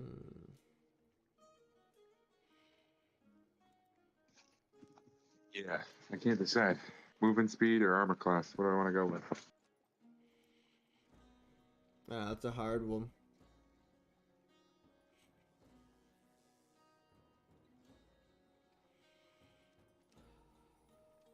There's so fucking many. You know what I need is I need to have fucking Crowan, maybe not this time, but maybe next time. I need to have Crowan make my staff fucking +1, so I get like +1 to all my, essentially like a +1 focus. Jesus Christ, dude. That staff is already fucking ridiculous. That staff only But gives me yeah. shield. Oh, really? I thought it did other things. Well, it originally let me cast shield or mage armor, but ever since I got the elven chainmail, my AC is high. My AC's higher like that. They added the Battle Rager subclass. That's awesome. Cool. What's that? Used to be like Thibbledorf Twent was the guy's name in the books, and he was just like a dwarf that like hung out with the main characters sometimes whenever they were in like the Underdark doing shit, and he wore like fucking like his armor was like jagged and rusty and like covered in spikes, and like they made mention like that you couldn't walk within 5 to 10 feet of him because like you would cut yourself on him, and he would run up to him and he would fucking grab like a goblin and he would just rub his body against it and it would just disintegrate. You know what I mean? Like it would shred to pieces. And so that's like essentially what they do. They get they get grapple damage and shit like that. And their spiked armor is like like 14 or 15 AC. It's like ridiculous. Interesting. Yeah, Yeah. but you gotta be dwarf, right? I think so. Oh, So even I more guess. interesting. A fucking race-specific subclass. There are a couple. Now, I wonder if, like, now a lot of artificers, they just get stuff where class-specific items for don't apply to them, or race-specific. I think something like that, to where I they can think still I think use it. artificers get to like choose from like a pretty big list, so they could make it all things for the party, or make Yeah. it things for them as well. I mean, I think at our level, if you're like a pure level 10 artificer, you can make like 8 items, and some of them can be pretty crazy. Like you're looking at like +2 rings of protection and fucking whatever the hell you want, really. Yeah, yeah, they got some good stuff. They can like know like 8 things or something like that, but only do 4. I think it's like half your proficiency bonus with a minimum of 1 or something like that. Okay, maybe that's yeah. I couldn't remember exactly. We had an artificer for our first like 20 sessions. Like when we first started off, one of our original party members was an artificer. The not gunslinger, like ballista artillerist, right? Is that what it is? Yeah, Mhm. something like that. Yeah.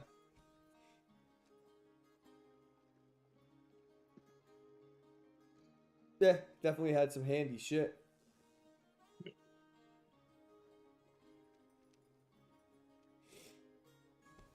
All right, I'm out of here.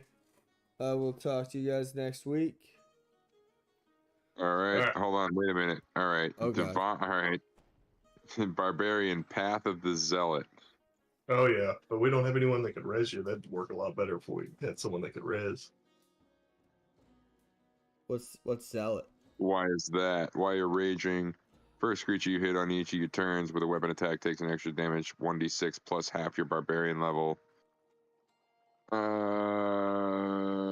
Third level, your soul is marked for an endless battle. If a spell such as Raise Dead has the sole effect of restoring you to life but not undeath, the caster doesn't need material components to cast a spell on you. That's pretty cool. That's why for that res right there, because we could do a huge resurrection spell on them without material components. And those things are what, like 20,000 gold sometimes No, or it's something. not too bad. Yeah. I think fucking just basic resurrection's like a Like 500 a gold diamond worth gem. 500. Yeah. But anything past like what, a minute or 10 minutes kind of Oh, time, right, like longer true time. resurrection. Yeah, Yeah. Yeah. Yeah, true resurrection is like a fucking level 6 spell anyway. That one costs, I don't even know how much actually. I know it's a lot. yeah. You go to the temple and be like, "Hey, res this guy. Yeah, we need 20,000 gold." Nah, no, you don't. You're fine. Yeah, right. Don't need the components. Roll a new character, you're gone. Dude. Fuck you. Do it for 500. You know. Yeah, true resurrection is 200 years that they could be dead for any reason except for old age. And you're restored to life with all your hit points. Holy shit. It's what level spell is 25,000. Yeah. Fuck you. Yeah, no, roll a new character. I don't give a fuck. Bye. Well, that's what I was saying. They don't need the material components for him, so you could probably convince someone to cast Yeah, that no, spell that for would be 500 gold fucking or something. sick. What level? Oh, it's a 9th level spell. That makes sense. Yeah. Yeah, closes all wounds, neutralizes any and all poisons, cures all diseases, lifts any curses, restores all hit points, and brings you back to health. Brings you back to life. It even replaces damaged or missing organs or limbs. That's fucking wild. Makes sense as 25,000. Yeah. What's the resurrection spell or one that brings them back to life where they can like change their race? What? Like it'll bring them back. Yeah, there's one where like it'll bring them back, but they might not be the same race that they were when they died. I think it might be a druid's resurrection spell. I might go with Ancestral Guardian. Yeah, that's pretty neat. Starting when you choose this path at 3rd level, spectral warriors appear when you enter your rage. While you're raging, the first creature you hit with an attack on your turn becomes the target of the warriors, which hinder its attacks. Until the start of your next turn, that target has disadvantage on any attack roll that isn't against you, and when the target hits a creature other than you with its attack, the creature has resistance to the damage dealt by that attack. That's really sweet. Oh, I found it. Reincarnate, 5th level spell. If they've been dead for 10 days or less, when you bring them back to life, it makes a new body. It brings your soul back and creates a new body, and you roll a D100, and it has like the chart for what race you're reborn as.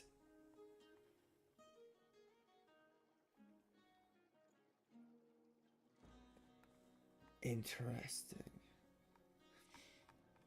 Alright, yeah, I'm out of here. Alright, take it easy. See you. Path of the Totem Warrior.